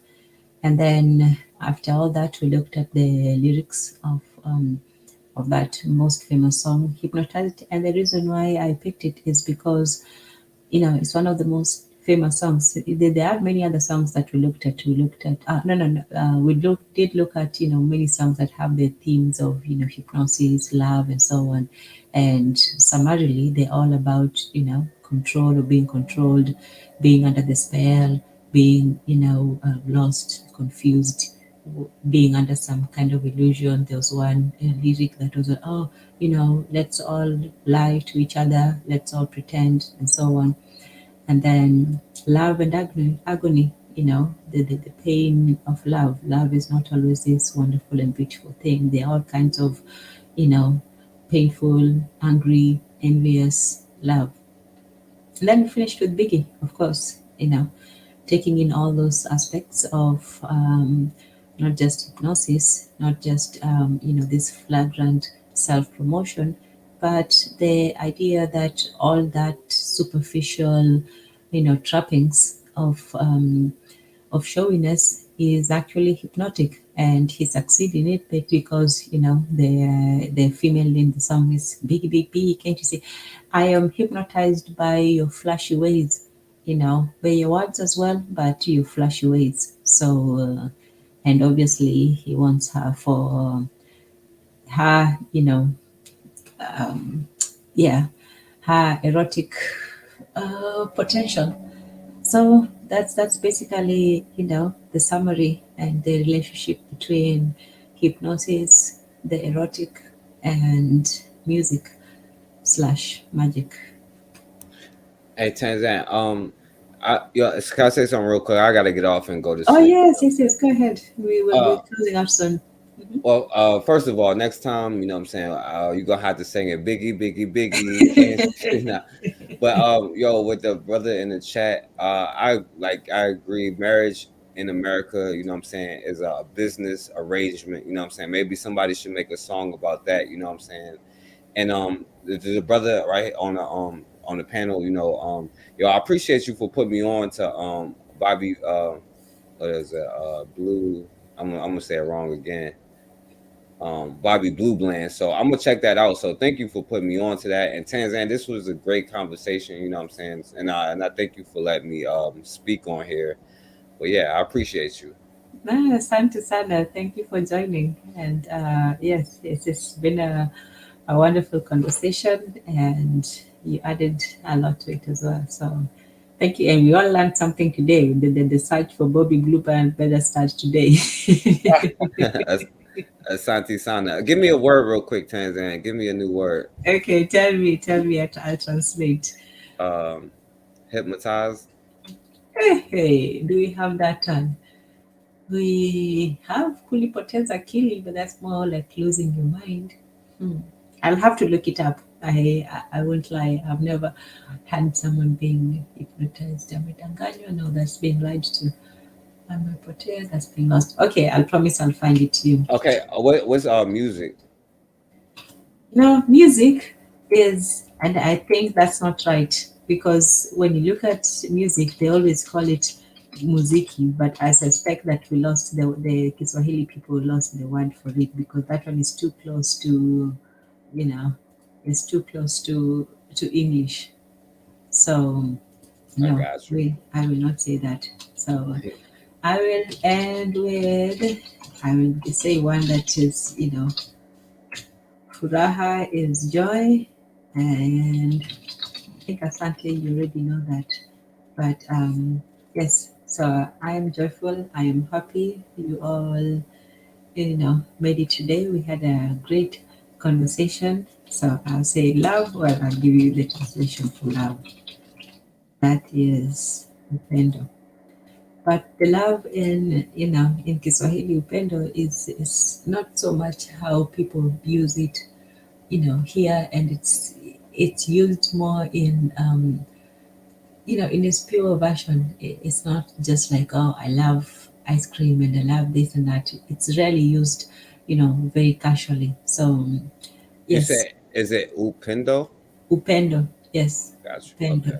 Yes. Okay. Yeah. Okay. What's the Upendo technology in and music? what's joy for Furaha. Yes, furaha is raha? joy.